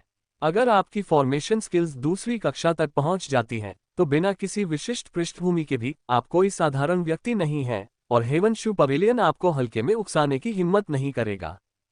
श्री जुआंग ने आधी मुस्कान के साथ कहा, यदि आपके पास वास्तव में द्वितीय श्रेणी के फॉर्मेशन मास्टर के मानक हैं और स्वर्ग शू मंडप अभी भी आपका मूल्यांकन करने से इनकार करता है, तो आप उनके दरवाजे पर खड़े हो सकते हैं, उनकी पट्टिका की ओर इशारा कर सकते हैं और उनके मंडप के बुजुर्गों पर अंधे होने का आरोप लगा सकते हैं। मुहुआ ने धीरे से पूछा, स्वर्ग शू मंडप के मंडप बुजुर्गों की साधना क्या है? कहना मुश्किल है। कम से कम वे स्वर्ग शून्य स्तर पर तो होंगे ही। मुहुआ का मुंह खुला का खुला रह गया। स्वर्ग शून्य? उसने तो इसके बारे में सुना भी नहीं था। मुहुआ ने मिस्टर जुआंग की ओर देखा और धीरे से पूछा, सज्जन, आपने पहले कभी किसी मंडप के बुजुर्ग को गाली नहीं दी है ना? किसी और के दरवाजे पर खड़े होकर उनके मंडप के बुजुर्गों को कोसना। यदि श्री जुआंग ने पहले ऐसा नहीं किया था तो वे इसके बारे में इतनी परिचितता से कैसे बात कर सकते थे? श्री जुआंग ने कहा, मैं हमेशा लोगों को गाली देने से बचता हूं। मुहुआ ने फिर से उसकी ओर देखा। उनमें अमरता का भाव था, उनका व्यवहार सुरुचिपूर्ण और सहज था, यहां तक कि लेटे हुए भी वे सहजता से शांत रहते थे। मुहुआ ने मन ही मन सोचा, श्री जुआंग दूसरों को कोसने वाले व्यक्ति नहीं लगते, लेकिन वह वास्तव में क्या करते हैं, यह एक अलग मामला है। फिर मिस्टर जुआंग ने मुहुआ के सिर पर हल्के से थपथपाया। क्या तुम मेरे बारे में कल्पना कर रहे हो? उसने पूछा। मुहुआ धीरे से हंसी, फिर बोली, लेकिन सज्जन, मुझे द्वितीय श्रेणी का फॉर्मेशन मास्टर बनने में युगों लग जाएंगे। श्री जुआंग ने कहा, प्रथम श्रेणी का फॉर्मेशन मास्टर बनना कठिन है क्योंकि इसमें केवल एक ही स्तर होता है। द्वितीय श्रेणी के फॉर्मेशन मास्टर अलग होते हैं, इन्हें 3 चरणों में विभाजित किया जाता है, प्रारंभिक, मध्य और उच्च। प्रत्येक चरण में फॉर्मेशन कौशल में काफी अंतर होता है। श्री जुआंग ने मुहुआ की ओर देखा। आपकी क्षमताओं को देखते हुए जब तक आप फाउंडेशन एस्टेब्लिशमेंट प्राप्त कर सकते हैं, आपके लिए कुछ कठिन परिश्रम के साथ प्रारंभिक चरण द्वितीय श्रेणी फॉर्मेशन मास्टर बनना बहुत कठिन नहीं होना चाहिए। मुहुआ उत्साहित हो गया, उसे एक नए उद्देश्य की अनुभूति हुई। लेकिन उसे अभी भी एक संदेह था, द्वितीय श्रेणी में 3 चरण क्यों होते हैं, प्रारंभिक, मध्य और उच्च, जबकि प्रथम श्रेणी में नहीं? श्री जुआंग के अनुसार प्रथम श्रेणी में भी 3 चरण हो सकते हैं। प्रशिक्षु और फॉर्मेशन मास्टर्स जिन्हें रैंक नहीं दी गई है और जिन्हें प्रथम श्रेणी फॉर्मेशन मास्टर्स के रूप में रैंक दिया गया है। वर्तमान प्रथम श्रेणी फॉर्मेशन मास्टर्स को उच्च स्तर प्रथम श्रेणी फॉर्मेशन मास्टर्स माना जा सकता है। आप क्या सोचते हैं? श्री ज्वांग ने पूछा। मो हुआ ने भौहें चढ़ाई और एक पल के लिए सोचा, क्या ये दहलीज है? श्री ज्वांग ने सिर हिलाया और हल्के से बोले, यदि दहलीज को ऊंचा कर दिया जाए तो नीचे के किसान इसे पार नहीं कर पाएंगे। गोल्डन आर्मर फॉर्मेशन में पहले से ही महारत हासिल कर ली है और प्रथम श्रेणी के 9 पैटर्न की दहलीज पार कर ली है। मो हुआ को बस पहले की तरह ही सीखना और अभ्यास जारी रखना था। श्री ज्वांग ने कहा कि उनके ज्ञान के साथ उनके लिए द्वितीय श्रेणी जूनियर फॉर्मेशन मास्टर बनना कठिन नहीं होगा, जिससे मो हुआ का आत्मविश्वास काफी बढ़ गया। लेकिन आगे विचार करने पर उन्हें एहसास हुआ कि द्वितीय श्रेणी का फॉर्मेशन मास्टर बनना कठिन नहीं है, लेकिन फाउंडेशन स्थापना चरण में कल्टीवेटर बनना एक अलग कहानी है। एक मुक्त साधक की नींव स्थापना तक की यात्रा चुनौतियों से भरी होती है। मो हुआ ने आह भरी। आइए हम एक एक कदम आगे बढ़ाएं। जब मो हुआ को कुछ खाली समय मिला तो वह रिफाइनरी शॉप गया और मास्टर चेन से रतन कवच का एक नया सेट तैयार करने के लिए कहा। दानव शोधन मास्टर्स द्वारा उपयोग किए जाने वाले सामान्य कवच रतन और लोहे के कवच हैं। रतन कवच उन लताओं से बनाया जाता है जिन्हें पानी में भिगोकर सुखाया जाता है और फिर आर्टिफैक्ट रिफाइनर द्वारा परिष्कृत किया जाता है। इसकी सुरक्षा औसत दर्जे की है, ज्यादा से ज्यादा ये किसी प्रथम श्रेणी के मध्य चरण वाले राक्षस जानवर के हमले को मुश्किल से ही रोक पाती है। अगर इस पर लौह कवच संरचना अंकित नहीं है तो राक्षसों के शिकार के दौरान घायल होना आसान है। लौह कवच को उत्तम लोहे से तैयार किया जाता है और यह अंतिम चरण के प्रथम श्रेणी के राक्षस जानवरों के हमलों से बचाव कर सकता है। हालांकि इसमें बहुत अधिक उत्तम लोहे की खपत होती है और इसे बनाना महंगा होता है, इसलिए औसत राक्षस शिकारी इसे वहन नहीं कर सकता। देर चरण क्यूई शोधन राक्षस शिकारी आमतौर पर आर्टिफैक्ट रिफाइनर्स को अपने रतन कवच में बढ़िया लोहा मिलाने के लिए कहते हैं। बिल और लोहे को मिलाकर इसकी रक्षा को अत्यधिक महंगा किए बिना मजबूत करते हैं। रतन कवच, जिसे मो हुआ ने मास्टर चेन से परिष्कृत करने के लिए कहा था, वह क्यूई शोधन के अंतिम चरणों में उपयोग किया जाने वाला प्रकार था। राक्षसों के शिकार के लिए इन माउंटेन की पिछली यात्रा के दौरान मो शान का सामना एक खतरनाक राक्षस से हुआ। इस संघर्ष में उसका रतन कवच फट गया और उसमें दरार पड़ गई। मो शान का दिल अपने टूटे हुए रतन कवच को त्यागने का नहीं हुआ और उसने उसे पहनना जारी रखा। ये देखकर मो हुआ अपने पिता के लिए रतन कवच का एक नया सेट बनाना चाहता था। चूंकि यह मो हुआ का अनुरोध था, मास्टर चेन ने अपना पूरा ध्यान इस काम पर लगा दिया। उन्होंने दाजू और बाकियों को भी मदद नहीं करने दी, बल्कि खुद ही हथौड़ा मारने, तड़का लगाने, पानी में भिगोने और बाकी सब काम संभाल लिया। और उन्होंने इसमें अच्छी मात्रा में उत्तम लोहा मिलाया। मो हुआ मास्टर चेन को कुछ स्पिरिट स्टोन देना चाहता था, लेकिन चेन ने मना कर दिया। जब मो हुआ ने उन्हें फिर से देने की कोशिश की तो मास्टर चेन का पहले से ही काला रंग और भी गहरा हो गया। तुम मुझे नीची नजर से देखते हो, है ना? मो हुआ उसके लिए आकृतियां बनाता और कभी कभी उसे देने के लिए कुछ अयस्क खोद लाता। हालांकि वह ज्यादा कुछ नहीं कहता था, लेकिन उसके दिल में हमेशा ये उपकार याद रहते थे। मो हुआ के पास उसके लिए कई पाउंड गोमांस लाने के अलावा कोई विकल्प नहीं था, जिसे मास्टर चेन ने खुशी खुशी स्वीकार कर लिया। रतन कवच को वापस लाने के बाद मो हुआ ने उस पर प्रथम श्रेणी का स्वर्ण कवच संरचना अंकित किया। प्रथम श्रेणी के स्वर्ण कवच स्वरूप में वास्तव में 9 स्वरूप पैटर्न शामिल हैं। यहां तक कि एक ची शोधन करने वाला 9वां स्तर का साधक भी इसका उपयोग कर सकता है। स्वर्ण कवच संरचना अंकित होने के कारण रतन कवच की सुरक्षा बहुत अधिक मजबूत होनी चाहिए। मो हुआ अपने पिता को, जो एक राक्षस शिकारी थे, अब और जख्मों से भरा हुआ नहीं देखना चाहता था। कुछ दिनों बाद मो शान को फिर से राक्षस शिकार के लिए इन माउंटेन में प्रवेश करना था। लियू रुहुआ ने अपना यात्रा बैग तैयार किया, सूखा मांस और खाने पीने का सामान तैयार किया। मो हुआ ने फिर रतन कवच मो शान को दे दिया। एकदम नए, बारीकी से तैयार किए गए रतन कवच को देखकर मो शान क्षण भर के लिए दंग रह गया। ये है। रिफाइनरी शॉप के मास्टर चेन ने इसे रिफाइन करने में मेरी मदद की। मैंने उनकी मदद की और उन्होंने मुझसे कोई स्पिरिट स्टोन भी नहीं मांगा, मो हुआ ने मुस्कुराते हुए कहा। रतन कवच को देखते हुए मो शान अपनी आंखें उससे हटा नहीं सका और फिर भी मना करने की कोशिश की। ये काफी कीमती लगता है। मेरा पुराना वाला अभी भी इस्तेमाल किया जा सकता है। मो हुआ ने कहा, पुराना वाला टूटा हुआ है। ये बहुत खतरनाक है। लियू रुहुआ ने भी मुस्कुराते हुए कहा, बस हुआर की दया स्वीकार करो। तभी मोशान ने रतन कवच स्वीकार किया। उसके हाथों में वह भारी और गर्म लग रहा था। मोशान ने उसे पहना, वह थोड़ा भारी था पर ठीक से फिट हो गया। फिर उसने उसे उतारने की कोशिश की। लियू रुहुआ ने भौहें चढ़ाईं, क्या तुम इसे पहनने वाले नहीं हो? मोशान ने रतन कवच को सहलाया, उसे पहनने में हिचकिचाहट महसूस हुई क्योंकि यह उसके बेटे की ओर से एक उपहार था। यह अभी भी नया है। मैं इसे अभी रखूंगा। मुझे डर है कि कहीं ये खराब न हो जाए। लियू रुहुआ ने अधीरता से उत्तर दिया, यदि रतन कवच क्षतिग्रस्त नहीं होता है तो क्या आप ही चोटिल नहीं होंगे? मोशान रुका, फिर एक शर्मीली मुस्कान दी, ये भी सच है। एक बार जब सब कुछ पैक हो गया तो मोशान ने मोहुआ द्वारा दिए गए रतन कवच को पहनकर पहाड़ों की ओर प्रस्थान किया। पहाड़ी रास्ते उबड़ खाबड़ थे और राक्षस जानवर खतरनाक थे। रतन का कवच पहनकर बिग ब्लैक माउंटेन में कदम रखते ही मोशान को अचानक स्फूर्ति का एहसास हुआ। आगे का रास्ता चाहे कितना भी कठिन क्यों न हो, डरने की कोई बात नहीं थी। मोहुआ ने मोशान को जाते हुए देखा, उसके दिल में थोड़ा अफसोस था। उन्होंने रतन कवच पर 9 पैटर्न के साथ प्रथम श्रेणी के स्वर्ण कवच संरचना को अंकित किया था। बैकवोट एक वास्तविक प्रथम श्रेणी गठन विधि हो। अगर उसके पिता कहें तो वह थोड़ा दिखावा भी कर सकता है। मोशान ने कुछ नहीं पूछा और वह अपनी ओर से शेख ही बघारने में भी शर्मिंदा है। लेकिन नए रतन कवच और स्वर्ण कवच संरचना के साथ मोशान को राक्षसों का शिकार करने के लिए पहाड़ों में जाते समय अधिक सहजता महसूस हुई और मोहुआ को भी कुछ राहत महसूस हुई। इसके बाद मोहुआ ने अन्य निर्माण विधियां सीखना जारी रखा। इस बीच बिग ब्लैक माउंटेन के भीतर मोशान और उनके साथी मॉन्स्टर हंटिंग टीम के सदस्य धीरे धीरे इकट्ठा हुए। इस बार वे प्रथम श्रेणी के अंतिम चरण में कुई वुडवुल्फ दानव का शिकार कर रहे थे। कुई वुडवुल्फ दानव 2 झाग से अधिक लंबा, काले हरे फर, तेज पंजे और दांतों के साथ और एक हल्के हरे रंग की राक्षसी शक्ति के साथ। कुई वुडवुल्फ दानव की राक्षसी शक्ति जहरीली और लकड़ी की विशेषता वाली थी। एक बार इससे घायल होने और इसकी शक्ति से प्रभावित होने पर जहर फैल जाता और बढ़ता, जिससे इसे खत्म करना बहुत मुश्किल हो जाता।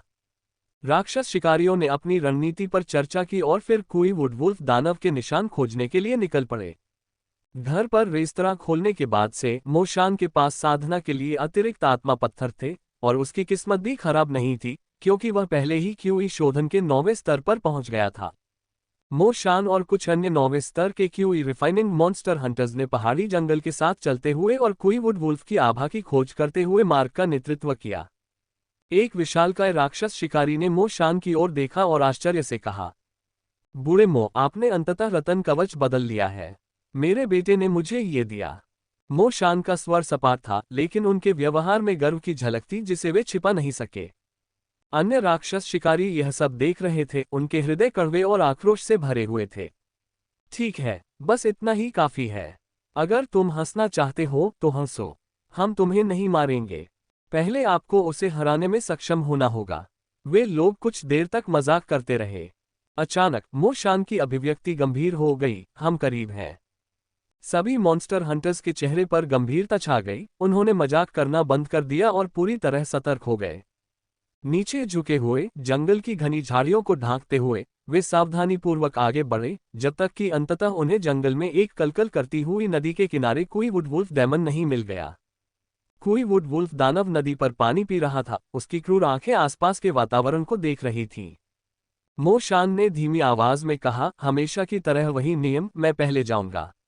ध्यान रखना कि इसके पंजों से घायल न हो जाऊं। सभी ने सिर हिलाया। मोशान ने कुई वुडवुल्फ दानव की अनभिज्ञता का फायदा उठाया, अपनी तेज गति तकनीक पर भरोसा करते हुए वह आगे की ओर कूदा। उसकी मुट्ठियां हवा की तरह थीं और भयंकर लपटों से लिपटी हुई थीं और उसने कुई वुडवुल्फ की पसलियों की ओर एक मुक्का मारा। मुक्का मारने के बीच में ही कुई वुडवुल्फ सतर्क हो गया और उसने अपना शरीर मोड़ लिया, जिससे मुक्का केवल उसकी पीठ पर लगा। कुई वुडवुल्फ प्रभाव से आहत होकर कुछ कदम पीछे हट गया, अपनी काली आंखें झपकाईं जो गहरे हरे रंग में चमक उठी, उसकी आंखों में द्वेष गहराता गया। अन्य राक्षस शिकारी भी चारों ओर से निकल आए और कुई वुडवुल्फ को घेर लिया। आधिकारिक तौर पर घेराव और हत्या शुरू हो गई। राक्षस जानवरों को घेरना और मारना बहुत समय लेने वाला और ऊर्जा की बर्बादी करने वाला काम था जिसके लिए गहन एकाग्रता की आवश्यकता थी। राक्षस शिकारियों को पूरी तरह से तैयार रहना था तथा बिना किसी लापरवाही के जानवरों से नजदीकी सीमा पर मुकाबला करना था, अन्यथा जानवरों के लिए रास्ता ढूंढना और भयंकर परिणाम उत्पन्न करना आसान था। राक्षस जानवरों के शरीर मजबूत होते हैं और उनमें साधकों की तुलना में अधिक गहरा रक्त क्यूई होता है, इसलिए उन्हें धीरे धीरे मार डालने तक समय बिताना आवश्यक है। ये प्रक्रिया काफी लंबी थी और इसमें साधना, ताओवादी कौशल, धैर्य और अनुभव की परीक्षा होती थी। जिन लोगों ने इन माउंटेन में राक्षसों का शिकार करने का साहस किया, वे सभी अनुभवी राक्षस शिकारी थे। मो शान की टीम भी कोई अपवाद नहीं थी। वे एक दूसरे के साथ मौन सहयोग करते थे, निर्णायक ढंग से काम करते थे, प्रतिकूल परिस्थितियों में नहीं रुकते थे तथा अपनी किसी भी कमजोरी का फायदा उठाने में संकोच नहीं करते थे। समय धीरे धीरे बीतता गया। शिकार के दौरान मो शान सामान्य से भी अधिक सतर्क था, अपनी चालन तकनीक को सीमा तक बढ़ा रहा था, एक के बाद एक हमले को चकमा दे रहा था, रतन कवच पर एक भी खरोंच नहीं छोड़ना चाहता था। लगभग 2 घंटे के बाद क्वीवुड वुल्फ की सांसें कमजोर हो गईं और वह अंततः कमजोर होकर जमीन पर गिर पड़ा। इसके बावजूद सभी ने दूरी बनाए रखी और सतर्क रहे। एक राक्षस शिकारी आगे बढ़ा, ध्यान से शरीर की जांच की और फिर राहत की सांस ली, यह मर चुका है। जैसे ही उसने बोलना समाप्त किया, वो मुड़ा और मो शान की ओर चला गया। अपनी आंख के कोने से कुछ देखते हुए मो शान को अचानक पूर्वाभास हुआ और वह तुरंत चिल्लाया, यह अभी मरा नहीं है। उसके शब्द गिरने से पहले ही जमीन पर पड़े क्वीवुड वुल्फ ने अपनी आंखें खोल दी। होने का दिखावा करने वाले क्वीवुड वुल्फ ने अपनी आंखें खोली। इसका रक्त क्यूई अधिक केंद्रित हो गया और इसकी राक्षसी शक्ति प्रसारित होने लगी। क्वीवुड वुल्फ से दूर मुंह करके खड़े मॉन्स्टर हंटर को अचानक अपनी पीठ पर ठंडक महसूस हुई और वह जल्दी से एक तरफ हट गया। वह बचने में सफल रहा, लेकिन पूरी तरह से नहीं। क्वीवुड वुल्फ का पंजा उसके बाएं हिस्से से नीचे की ओर आया, जिससे उसकी बांह पर एक खूनी घाव हो गया। हल्के हरे रंग की राक्षसी शक्ति घाव का पीछा करती हुई उसकी मेरिडियंस में रिस गई, उसकी बांह सुन्न कर दी और खून का लगातार बहना शुरू कर दिया। बड़े आदमी के माथे पर ठंडा पसीना आ गया। क्वीवुड वुल्फ की आंखों से भयंकर रोशनी निकल रही थी, क्योंकि उसका दूसरा पंजा क्रूरतापूर्वक उसके सिर की ओर बढ़ रहा था। मैं इससे बच नहीं सकता। राक्षस शिकारी घायल हो गया। राक्षसी शक्ति ने उसके घाव को नष्ट कर दिया, उसकी गतिविधियां धीमी हो गईं और उसकी आंखों में निराशा के भाव दिखाई देने लगे।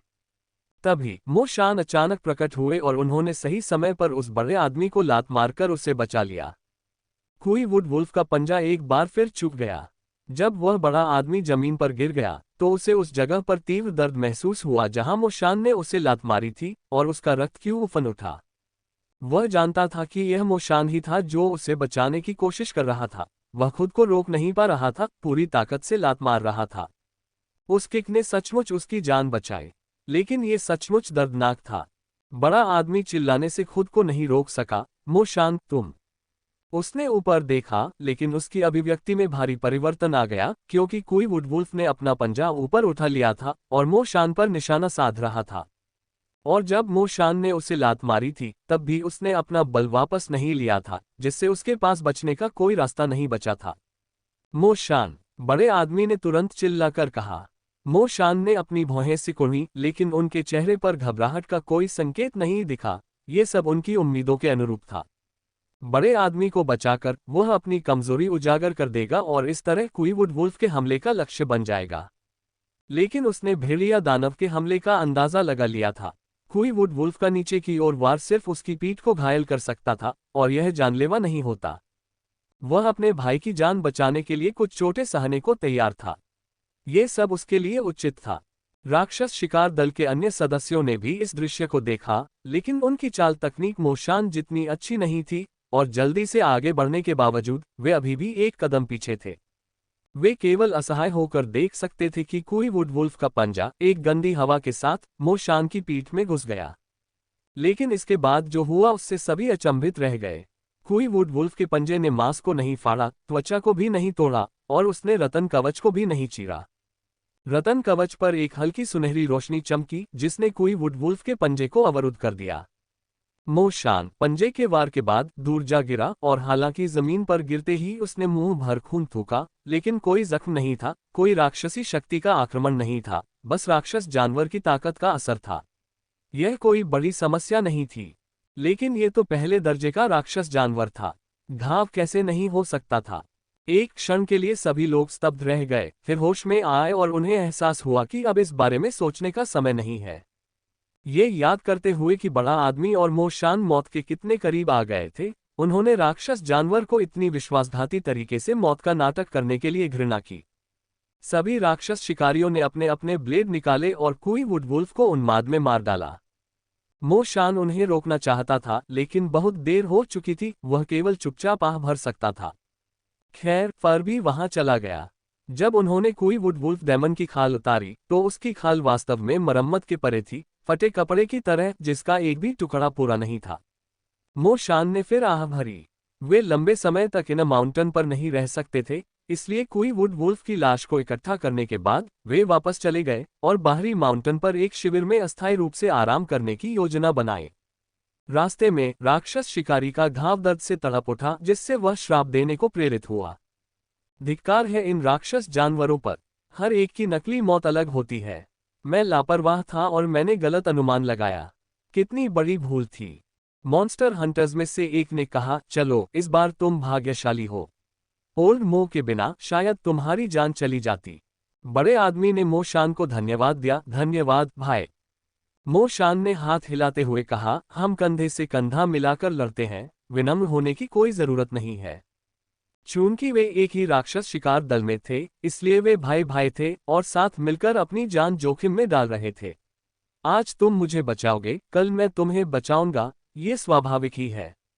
इसके बाद बड़े आदमी ने अपनी विनम्र बातचीत बंद कर दी। लेकिन चलते समय उसने मोशान पर रतन कवच पर नजर डाली और पूछे बिना नहीं रह सका, बताओ तुम्हारा रतन कवच किस चीज से बना है जो इतना कठोर है। अंतिम चरण में रैम के एक मॉन्स्टर बीस्ट के पंजे के प्रहार से भी इसे नहीं तोड़ा जा सका। ये सुनकर अन्य राक्षस शिकारी भी उत्सुकता से देखने लगे। उन्होंने पहले कभी इतना मजबूत रतन कवच नहीं देखा था। मोशान ने भौहें चढ़ाई और कहा, यह बढ़िया लोहे के साथ मिला हुआ रतन कवच होगा। असंभव। हटे कट्टे आदमी ने अपना सिर हिलाया, अगर यह सच होता तो मैं अपना रतन कवच खा जाता। कुछ राक्षस शिकारी मोशान के पास पहुंचे, मोशान के शरीर पर रतन कवच पर नजर डाली और उस मजबूत आदमी से कहने से पहले सामग्री का निर्धारण करने के लिए इसे छुआ। अब आप इसे खाना शुरू कर सकते हैं, ये रतन और उत्तम लौह का मिश्रण है। हटे कट्टे आदमी ने कहा, बकवास। क्या मेरा रतन कवच भी बढ़िया लोहे से नहीं मिला है? एक बार जब कोई राक्षस इसे नोच लेता है तो ये बस पट्टियों में बदल जाता है। अन्य मॉन्स्टर हंटर्स हंसे और बोले, जो आपने खरीदा है वह संभवतः नकली है। जो चीज आपने मिलाई है वह बढ़िया लोहा नहीं है, वह रेत होगी। तुम लोग तो बकवास कर रहे हो। उस हटे कट्टे आदमी का चेहरा चुकंदर की तरह लाल हो गया। मोशान भी अपनी हंसी रोक नहीं सके, लेकिन वह भी जानना चाहता था कि रतन कवच का ये सेट इतना कठोर क्यों है। क्या ये हो सकता है कि हुआर ने अंदर कोई संरचना बना ली हो? मोशान ने मन ही मन सोचा। 1 घंटे के बाद वे अंततः शिविर में पहुंच गए। सबने राहत की सांस ली और वह हट्टा कट्टा आदमी जमीन पर गिर पड़ा। उसने गोलियां निकाली और एक निगल ली, फिर कुछ और गोलियां कुचलकर अपने घावों पर छिड़क ली और कपड़े से पट्टी बांध दी। हटे कट्टे आदमी ने आह भरी, वापस आने पर मुझे बूढ़े मिस्टर फैन को फिर से परेशान करना पड़ेगा। संतुष्ट रहो, अगर मोशान की किक न होती तो तुम्हारे पास बूढ़े मिस्टर फैन को परेशान करने के लिए भी जीवन नहीं होता। कुई वुडवुल्फ के पंजों के बारे में सोचते हुए, जो एक भयावह हरे प्रकाश से चमक रहे थे, वह हट्टा कट्टा आदमी अनायास ही कांप उठा। यदि वह पंजा उसके सिर पर लग जाता तो क्या उसकी जान नहीं चली जाती? इस विचार के साथ उस हटे कट्टे आदमी के मन में कृतज्ञता की लहर दौड़ गई और उसने अपना स्टोरेज बैग निकाला और मोशान की ओर फेंक दिया। बूढ़े मो, मैं आपके लिए एक ड्रिंक खरीद रहा हूँ। बंद करो। क्या तुम मोशान को ड्रिंक के लिए बुला रहे हो या तुम चाहते हो कि वह तुम्हें मांस खिलाए? हटे कट्टे आदमी ने मॉन्स्टर हंटर को लात मारी, बकवास करते हो। अगर इतने काबिल हो तो मत खाओ। मैं खाऊं या नहीं इससे तुम्हें कोई मतलब नहीं। दोनों में झगड़ा होने लगा। मोशान अपना सिर हिलाए बिना नहीं रह सका। हर बार जब वे पहाड़ों में जाते तो लियू रुहुआ उसे कुछ सूखा खाना और गोमांस लाने को कहता। वह खुद भी अच्छा खाता और दूसरे मॉन्स्टर हंटर्स के साथ भी कुछ बांट सकता था। मोशान ने थोड़ा सा बीफ निकाला और सबको बांट दिया। उसने उस हटे कट्टे आदमी के स्टोरेज बैग से शराब की कई बोतलें भी बांटी। अन्य राक्षस शिकारियों ने भी अपने भंडारण बैग निकाल लिए। उनके पास जंगली फल, सूखा भोजन, स्नैक्स और कुछ अन्य स्वादों की शराब भी थी। खाने पीने की चीजों के साथ शिविर स्थल जीवंत हो गया। मो शान ने मांस के कुछ टुकड़े खाए, शराब का घूंट लिया, रतन कवच को उतारा और कुछ याद आने पर उसे खोलकर देखने से खुद को नहीं रोक सका। अन्य राक्षस शिकारी भी देखने के लिए वहां जमा हो गए। यह एक संरचना है। कौन सा गठन? मुझे कैसे पता होगा? एक राक्षस शिकारी ने मो शान की ओर देखा और पूछा, कौन सी संरचना? मो शान ने अपना सिर हिलाया। आपके बेटे ने इसे बनाया है और आपको नहीं पता। मेरे बेटे ने इसे बनाया है, मैंने नहीं, मुझे कैसे पता चलेगा? हटे कट्टे आदमी ने ईर्ष्या और जलन से भरकर कहा, क्या अपने बेटे के जन्म से पहले तुमने किसी अमर देवता की पूजा की थी? मैं भी अपनी श्रद्धा अर्पित करूंगा, शायद मेरा बेटा भी उतना ही होशियार हो। छोड़ो भी, तुम खुद भी होशियार नहीं हो तो अपने बेटे से होशियार होने की उम्मीद कैसे कर सकते हो? अगर मैं कोशिश नहीं करूंगा तो मुझे कैसे पता चलेगा? ये संरचना, ये लौह कवच संरचना नहीं है ना? एक राक्षस शिकारी ने सुझाव दिया। बिल्कुल नहीं, ये तो स्पष्टता कहीं अधिक जटिल है। शिविर की रोशनी में उन्होंने रतन कवच के अंदर की संरचना को देखा।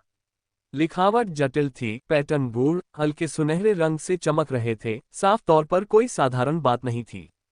उन्होंने रतन कवच को एक नया रूप दिया। न सिर्फ उसका स्वरूप प्रभावशाली था, बल्कि कवच की कारीगरी भी काफी सावधानी से बनाई गई थी। ये सोचकर कि यह मो शान के बेटे की ओर से उसे एक उपहार था, उस समय सभी को अंदर से थोड़ा खट्टा महसूस हुआ। तभी मो शान ने अचानक कहा, अच्छा नहीं। अन्य राक्षस शिकारी भी घबरा गए। क्या हुआ?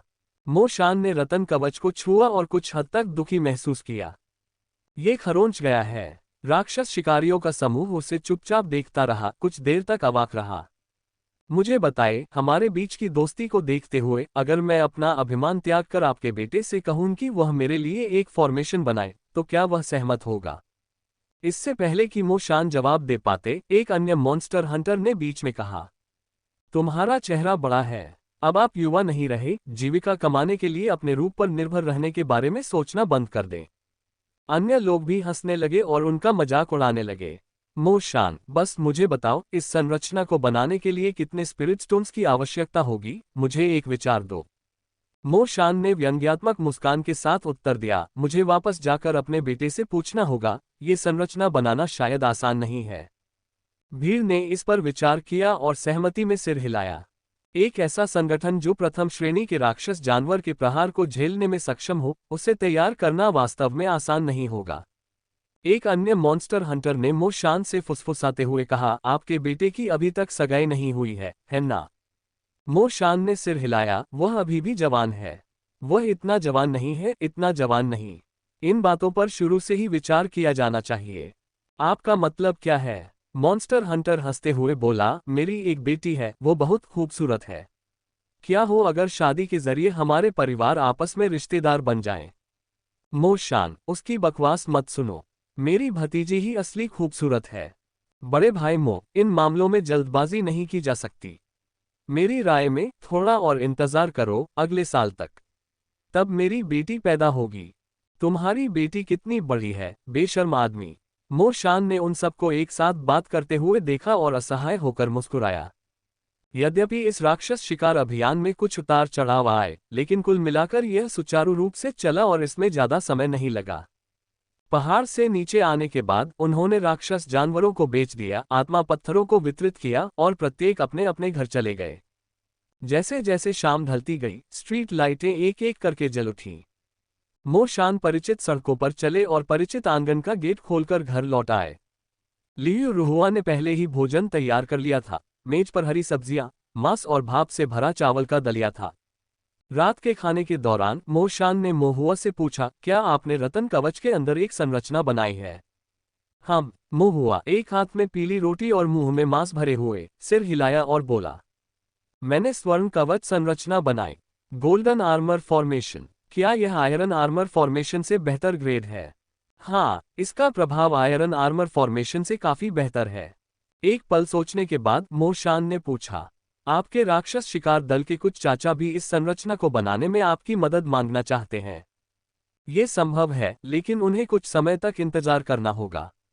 मो हुआ को एक नई प्रथम श्रेणी की संरचना विधि सीखने में समय लगाना पड़ा। संरचना बनाने में अपनी कुशलता स्थापित करने के बाद वह अपनी दक्षता बढ़ाने के लिए स्वर्ण कवच संरचना बनाने में वापस लग गया। इस पर विचार करते हुए मोहुआ ने कहा, गोल्डन आर्मर फॉर्मेशन बनाने के लिए उन्हें कुछ गोल्डन सीरीज पेन और स्याही तैयार करनी होगी। वे अपनी इच्छानुसार कुछ स्पिरिट स्टोन दे सकते हैं, बस कड़ी मेहनत के लिए आभार के प्रतीक के रूप में। आखिरकार खुलेआम खेती करने वाले लोग आमतौर पर अमीर नहीं होते। मो शान आश्वस्त हुए और मुस्कुराए। मैं उन्हें पहले से तैयारी करने दूंगा। बाद में जब तुम्हारे पास खाली समय होगा तो तुम उन्हें इसे बनाने में मदद कर सकते हो। जरूर, मो हुआ ने सहमति जताई, फिर उत्सुकता से पूछा, पिताजी, क्या रतन कवच पर स्वर्ण कवच संरचना प्रभावी है? वह जानना चाहते थे कि प्रथम श्रेणी का गोल्डन आर्मर फॉर्मेशन कितना प्रभावी था।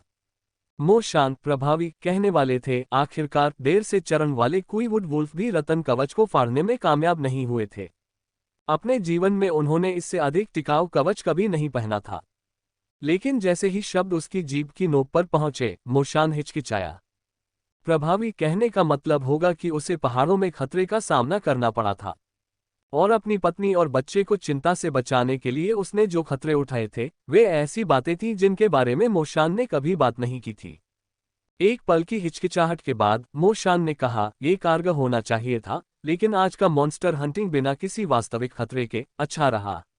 अगर अगली बार कोई खतरा हुआ तो हम इस बारे में बात करेंगे। मो हुआ ने थोड़ा निराश होकर सिर हिलाया। लेकिन फिर मैंने सोचा, खतरे का सामना न करना हमेशा अच्छी बात होती है।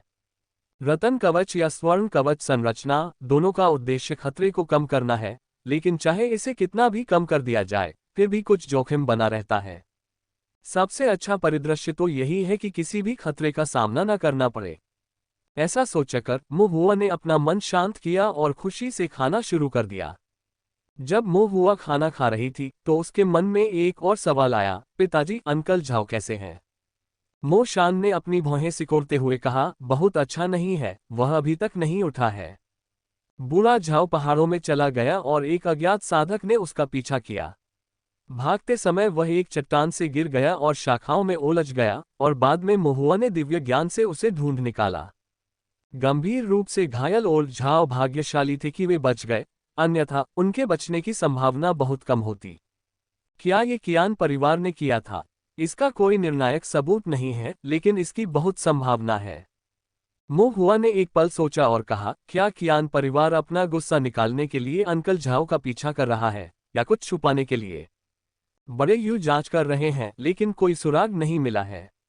अंकल झाओ के जागने के बाद शायद हमें सब कुछ पता चल जाएगा। मो शान ने आह भरी। मो हुआ कुछ चिंतित था। चाचा झाओ कब जागेंगे? मो शान ने मो हुआ के सिर पर थपथपाया और कहा, चिंता मत करो, बूढ़े मिस्टर फैंग ने उसे देख लिया है और कहा है कि अगले 2 दिनों में आ जाना चाहिए। जब भी तुम खाली हो उससे मिलने जा सकते हो। मो हुआ ने सिर हिलाया। अगले दिन मो हुआ एप्रिकॉट फॉरेस्ट हॉल गया। गंभीर चोटों के कारण कोमा में पड़े वृद्ध झाओ को एप्रिकॉट फॉरेस्ट हॉल के एक कमरे में लिटा दिया गया। बूढ़े झाओ की पत्नी गर्भवती थी और वह खुद को अधिक परिश्रम नहीं दे सकती थी, इसलिए वह अपने पति से मिलने के लिए हर दिन थोड़ा ही समय निकाल पाती थी। एल्डर यू भी अक्सर मिलने आते थे और बूढ़े झाओ की देखभाल के लिए लोगों का इंतजाम करते थे। झाओ की जान खतरे से बाहर होने के बावजूद उनमें कोई सुधार नहीं दिख रहा था। जब मो हुआ वहां पहुंची तो उसने पाया कि एल्डर यू भी वहां मौजूद थे। आमतौर पर सख्त रहने वाले एल्डर यू मो हुआ को देखकर खुश हो गए। मो हुआ, तुम यहाँ हो? हाँ, मैं अंकल झाओ का हालचाल जानने आया था। मो हुआ जब बिस्तर के पास पहुंची तो उसने अंकल झाओ को अभी भी कागज की तरह पीला पड़ा देखा, जिससे वह चिंतित हो गई।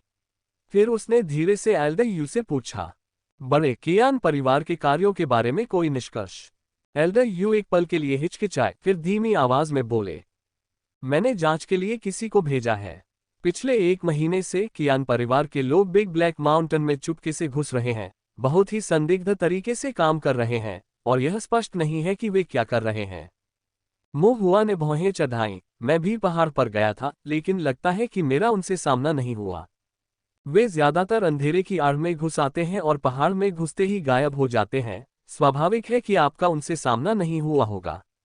सिर्फ आपने ही नहीं, बल्कि दूसरे मॉन्स्टर हंटर्स ने भी उन पर ध्यान नहीं दिया होगा, एल्डर यू ने समझाया।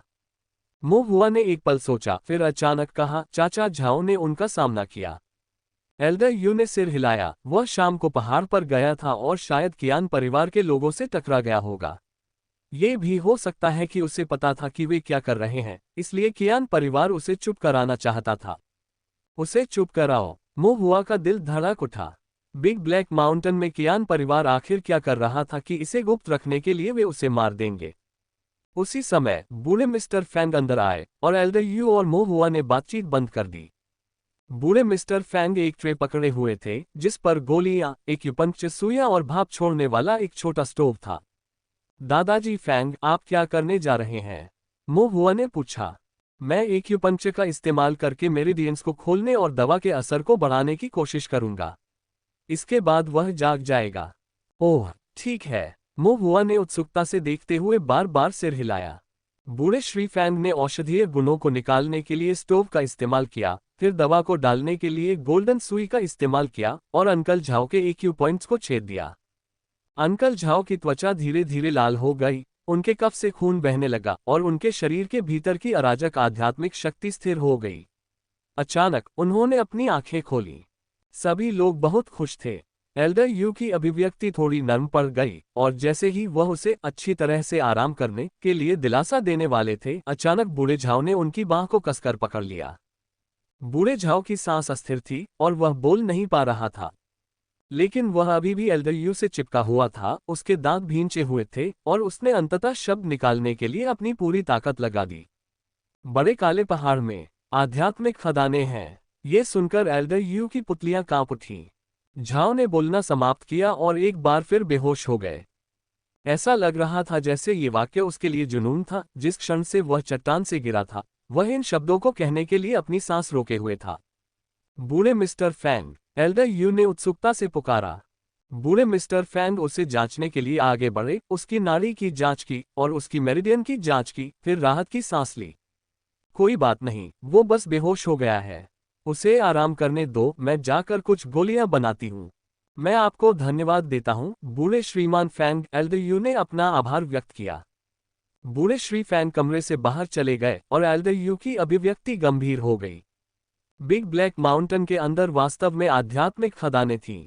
एल्डर यू ने कमरे में कुछ कदम चहलकदमी की, फिर रुककर एक मॉन्स्टर हंटर को बुलाया और निर्देश दिया, जाओ और यू चेंगई को खबर दो कि वह सभी प्रमुख मॉन्स्टर हंटर्स को इकट्ठा करे। मुझे कुछ कहना है। मॉन्स्टर हंटर ने ऑर्डर लिया और चला गया। मुंह हुआ ने उत्सुकता से पूछा, बड़े यू, आध्यात्मिक खदान क्या है? मुंह हुआ को केवल इतना पता था कि आध्यात्मिक खदानों के अंदर आत्मा के पत्थर हैं, लेकिन इसके अलावा वह बारीकियों को नहीं समझता था। ये देखते हुए कि अभी भी समय था, क्योंकि मॉन्स्टर हंटर्स को इकट्ठा होने के लिए समय की आवश्यकता थी, एल्डर यू ने धैर्यपूर्वक मुंह हुआ को समझाया। साधकों को साधना के लिए आध्यात्मिक ऊर्जा की आवश्यकता होती है, लेकिन स्वर्ग और पृथ्वी के बीच आध्यात्मिक ऊर्जा कम होती है, सिवाय कुछ प्रसिद्ध पर्वतों और नदियों के जहां आध्यात्मिक ऊर्जा एकत्रित होती है।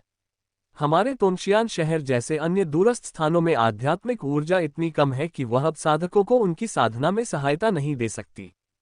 चूंकि यह मामला है, साधक केवल आत्मिक पत्थरों का उपयोग करके ही साधना कर सकते हैं, और आत्मिक पत्थरों का स्रोत आध्यात्मिक खदानें हैं।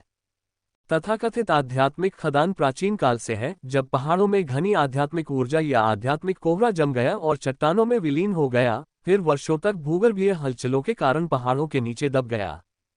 कुछ ऐसे भी हैं जो प्राचीन आत्मिक पशुओं के अवशेषों, आत्मिक घास के टुकड़ों, आध्यात्मिक वस्तुओं और आध्यात्मिक ऊर्जा से भरपूर अन्य चीजों से बने हैं, जो महान आपदाओं या विभिन्न परिवर्तनों के कारण भूमिगत दफन हो गए और अंततः आध्यात्मिक समाधान के माध्यम से आध्यात्मिक खदानों का निर्माण किया।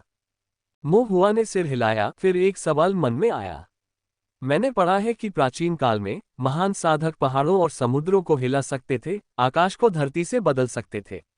क्या उनके समय में आध्यात्मिक ऊर्जा भी दुर्लभ थी? वह एल्डर यू ने कुछ देर सोचा और कहा जाता है कि प्राचीन काल में प्रकृति की आध्यात्मिक ऊर्जा अत्यंत सघन थी।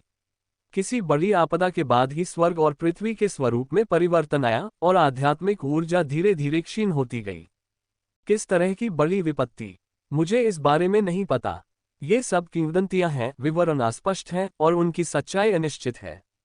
अपनी व्याख्या समाप्त करने के बाद एल्डर यू ने आगे कहा, आध्यात्मिक ऊर्जा की कमी का एक और कारण यह है कि अब साधकों की संख्या बहुत अधिक हो गई है। ताओवादी दरबार द्वारा साधना जगत के एकीकरण से पहले विभिन्न शक्तियां साल दर साल युद्ध लड़ती रहती थीं, जिससे साधकों के बीच दुख और अनगिनत मौतें होती थीं।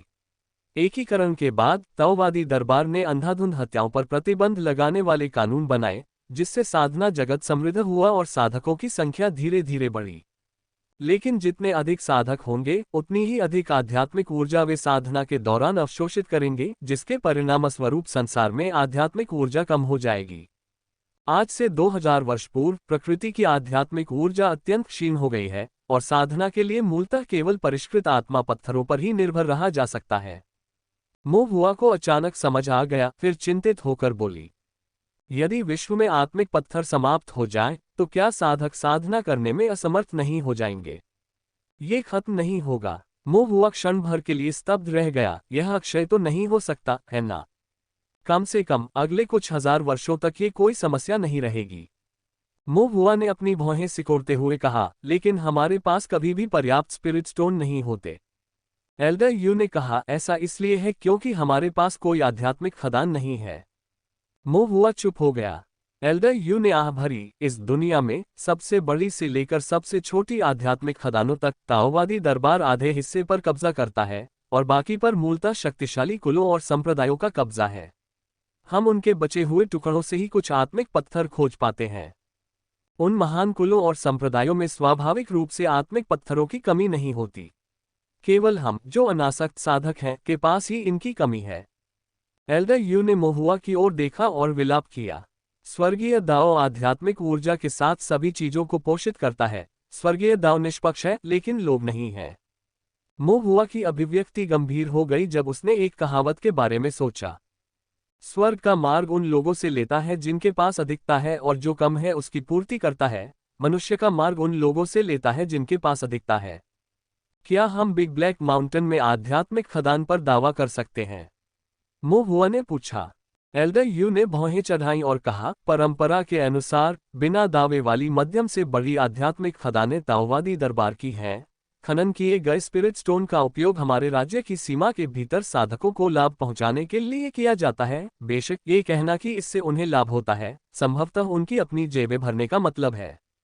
जहां तक छोटी आध्यात्मिक खदानों का सवाल है, आमतौर पर पहले आओ पहले पाओ की नीति अपनाई जाती है। मोहुआ ने पूछा, बिग ब्लैक माउंटेन की आध्यात्मिक खदान, क्या हमने पहले उस पर कब्जा किया था या कियान परिवार हमसे पहले वहां पहुंच गया था? कहना मुश्किल है, एल्डर यू ने कहा, फिर अपनी भौहें उठाईं और मोहुआ से कहा, हालांकि आमतौर पर ऐसा माना जाता है कि जिसकी मुट्ठी बड़ी होती है उसने पहले दावा किया है। मोहुआ दंग रह गया। 1 घंटे बाद मॉन्स्टर हंटर्स एल्डर यू के आंगन में एकत्र हुए। उपस्थित लोग आमतौर पर राक्षस शिकार टीमों के नेता थे, जिनमें से सभी क्यूई शोधन 9वें स्तर पर थे, जिनमें मोशान भी शामिल थे। एल्डर यू बीच में बैठे थे तथा अन्य लोग दोनों ओर बैठे थे। मोहुआ भी जानना चाहता था कि आगे क्या होगा, इसलिए उसने एक कुर्सी खींची और किनारे से सुनने लगा। दोनों ओर खड़े राक्षस शिकारी मोहुआ की ओर देखे बिना नहीं रह सके, जो लगभग 10 वर्ष का था। यह मॉन्स्टर हंटर्स की काउंसिल की बैठक थी और मोहुआ नामक एक बच्चा यहां बैठा था। क्या ये वास्तव में ठीक था? लेकिन उन्होंने पूछने की हिम्मत नहीं की, क्योंकि एल्डर यू अपने गुस्सैल स्वभाव के लिए जाने जाते थे और उनके वर्तमान गंभीर चेहरे को देखकर मानो कोई तूफान आने वाला हो, किसी की भी बोलने की हिम्मत नहीं हुई।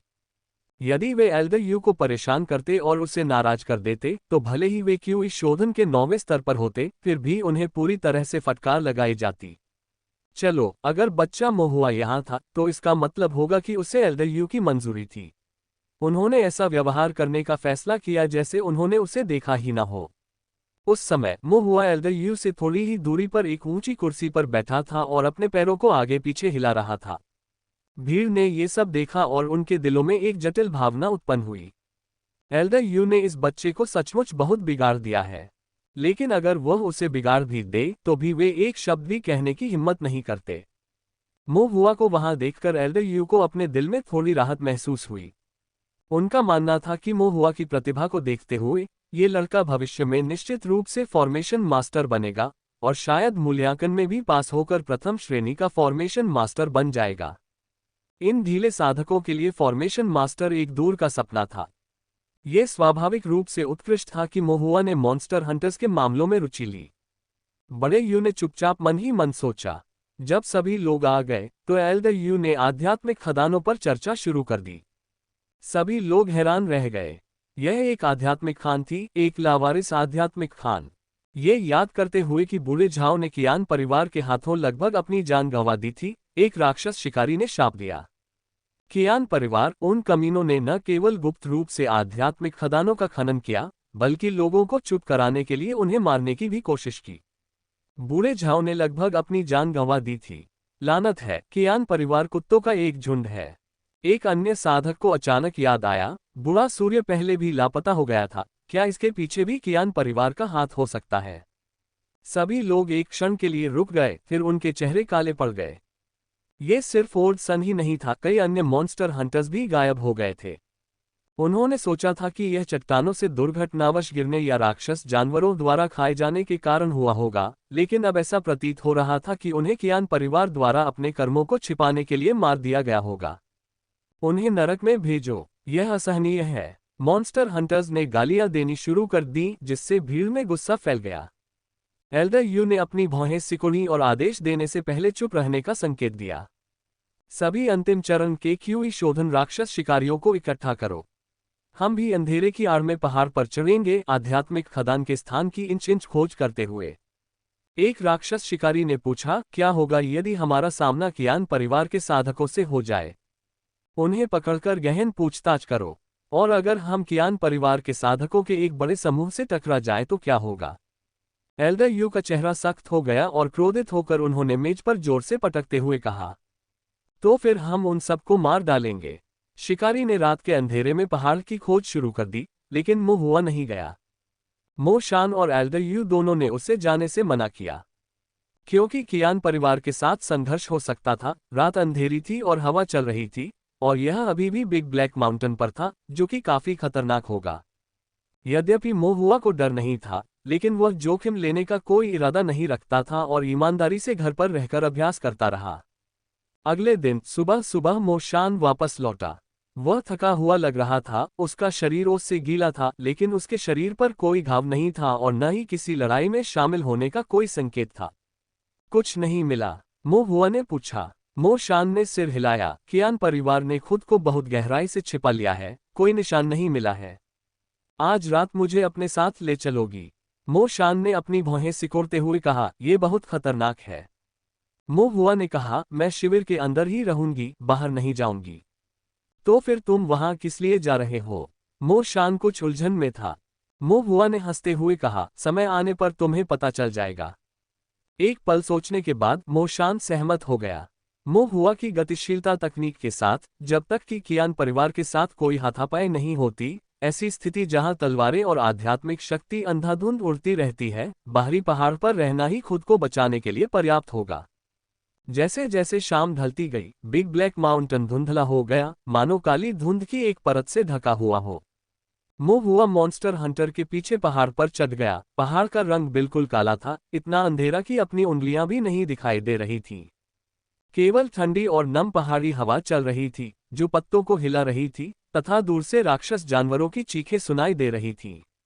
मो शान मो हुआ को एक शिविर स्थल पर ले गया, गेट को सुरक्षित किया, एक दीपक जलाया और एक फर कंबल निकाला और मो हुआ को एक छोटे चावल के पकौड़े की तरह लपेट दिया।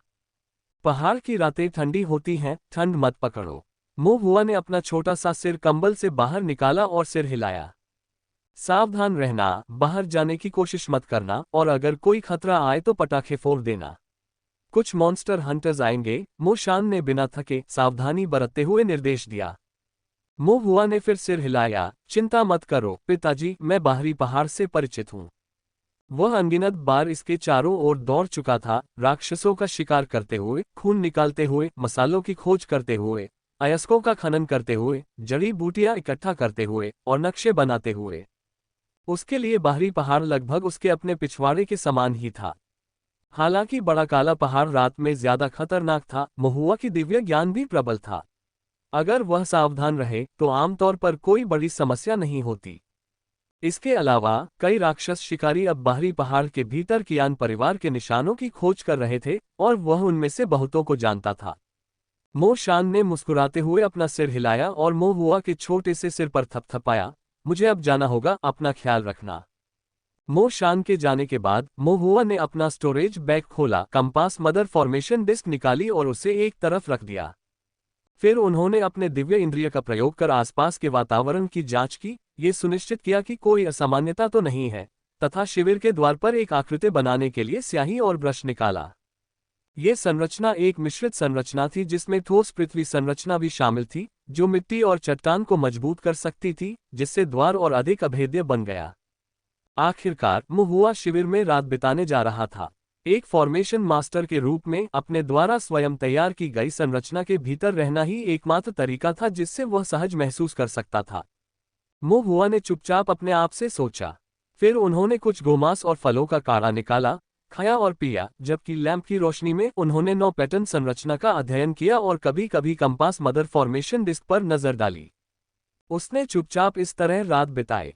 कुछ नहीं हुआ। अगले दिन सुबह जल्दी मो शान, जो पूरी रात पहाड़ की खोज में थका हुआ लग रहा था, ने मोहुआ को देखा, जो अच्छी तरह से खाया हुआ और आराम कर रहा था, कुछ कड़वा मीठा महसूस कर रहा था। क्या तुम कल रात फिर आओगे? मो शान ने पूछा। मोहुआ ने सिर हिलाया, मैं करूंगा। इस तरह दूसरी और तीसरी रात को मोहुआ मो शान के पीछे बिग ब्लैक माउंटेन में गया और रात भर शिविर में रहा। फिर भी कुछ नहीं हुआ। लेकिन चौथी रात, जब मोहुआ एक छोटे से कंबल में लिपटा हुआ मेमना खा रहा था और फॉर्मेशन बुक्स के पन्ने पलट रहा था, तो अचानक कंपास मदर फॉर्मेशन डिस्क पर एक रोशनी दिखाई दी। मोहुआ की आंखें चमक उठीं। अंततः एक चूक। कियान परिवार के साधक राक्षस शिकारियों से छिप सकते थे, लेकिन राक्षस जानवरों से नहीं। यदि उनका सामना राक्षस जानवरों से हुआ तो अवश्य ही युद्ध होगा। जब तक युद्ध जारी रहेगा, आध्यात्मिक शक्ति में उतार चढ़ाव अवश्यंभावी रहेगा। उतार चढ़ाव आते ही वे मोहुआ द्वारा पहाड़ों में स्थापित कंपास शिशु संरचनाओं को सक्रिय कर देंगे। फिर मात्र संरचना कंपास के माध्यम से कोई भी उनका स्थान निर्धारित कर सकता है। हालांकि ऐसी लड़ाइयां हर दिन नहीं होती, इसलिए इसके लिए थोड़े धैर्य की आवश्यकता होती है, जैसे खरगोशों के इंतजार में एक स्टंप की रखवाली करना। और आज खरगोश सचमुच मोहुआ की बाहों में चला गया है। मोहुआ ने नक्शा फैलाया, कंपास मदर फॉर्मेशन से मिलान किया और तुरंत स्थान की पुष्टि कर ली। यह बाहरी और भीतरी पर्वत के बीच की सीमा पर स्थित एक छोटी सी पहाड़ी थी, जो अत्यंत बंजर थी तथा जहां किसान बहुत कम आते थे। मोहुआ ने दीपक बुझाया, अपना सामान पैक किया और फिर शिविर छोड़ दिया। बाहर चांदनी धुंधली थी और पहाड़ पेड़ों की परछाइयों से भरा हुआ था। जहां भी नजर जाती अंधेरे में डूबा हुआ था। मोहुआ ने अपनी आंखें बंद कर लीं और अपनी दिव्य अनुभूति को उसकी सीमा तक बढ़ा दिया। आसपास का क्षेत्र तुरंत ही कालेपन से सफेद रंग के शून्य में बदल गया। एक क्षण बाद मोहुआ ने अपनी आंखें खोली और एक दिशा की ओर चल पड़ा। वहां एक राक्षस शिकारी ध्यानपूर्वक पहाड़ की खोज कर रहा था। जंगल में पर्वत देवता की उपस्थिति का घना प्रभाव था और राक्षस शिकारी पूरी तरह से अपनी खोज में लगा हुआ था। अचानक उसने अपने कंधे पर एक छोटे से हाथ को थपथपाते हुए महसूस किया, जिससे वह इतना चौंक गया कि उसकी आत्मा लगभग बाहर निकल आई। मोहुआ ने जल्दी से उससे चुप कराया और पुकारा, अंकल वो। मोहुआ की आवाज पहचानकर मॉन्स्टर हंटर शांत हो गया, हालांकि उसका दिल अभी भी तेजी से धड़क रहा था। मोहुआ, ओह माए, तुमने मुझे मौत के घाट उतार दिया। मोहुआ हैरान था। वह तो बस सीधा उसके पास गया और उसके कंधे पर थपथपाया। क्या ये वाकई इतना डरावना हो सकता है? वे बड़े हो गए हैं, क्या उन्हें अधिक संयमित नहीं होना चाहिए? अपना संयम पुनः प्राप्त करते हुए राक्षस शिकारी फुसफुसाया, तुम यहाँ क्या कर रहे हो? क्या तुम्हारे पिताजी ने तुम्हें कैंप में ही रहने के लिए नहीं कहा था? मैं अपने पिता को ढूंढ रहा हूँ, मोहुआ ने जवाब दिया। ओह, मॉन्स्टर हंटर ने सिर हिलाया और कहा, तुम्हारे पिताजी बिग माउंटेन रॉक के पास हैं। धन्यवाद अंकल वू। राक्षस शिकारी उपनाम वू ने चिंता से मोहुआ को देखा और कहा, आज रात अंधेरा है और तेज हवा चल रही है और पहाड़ खतरनाक है। क्या तुम चाहोगी कि मैं तुम्हें वहां तक ले जाऊं? मोहुआ ने सिर हिलाया, कोई जरूरत नहीं, मैं संभाल लूंगा। कृपया अपना काम जारी रखें अंकल वू। राक्षस शिकारी ने सिर हिलाया, यदि आप खतरे में पड़े तो बस चिल्लाएं और मैं आ जाऊंगा। उसे फिर से धन्यवाद देने के बाद मोहुआ बिग माउंटेन रॉक की ओर चल पड़ा। मोहुआ के जाने के बाद मॉन्स्टर हंटर ने अपनी खोज जारी रखी। खोजते खोजते उसे अचानक एक एहसास हुआ जिसने उसे चौंका दिया। मो हुआ कि चलने पर एक भी आवाज क्यों नहीं आती। ऐसा लग रहा था जैसे उसके पैर जमीन पर नहीं पड़ रहे थे, मानो कोई चीज उसे उठाकर चल रही हो। इसके अलावा उसने अभी मोहुआ को आते हुए क्यों नहीं देखा। चाहे वह दिव्य अनुभूति हो, श्वास हो या ध्वनि हो, उसने कुछ भी नहीं देखा। जैसे ही पहाड़ों से ठंडी हवा बही, पेड़ों से भयानक आवाजें आने लगीं।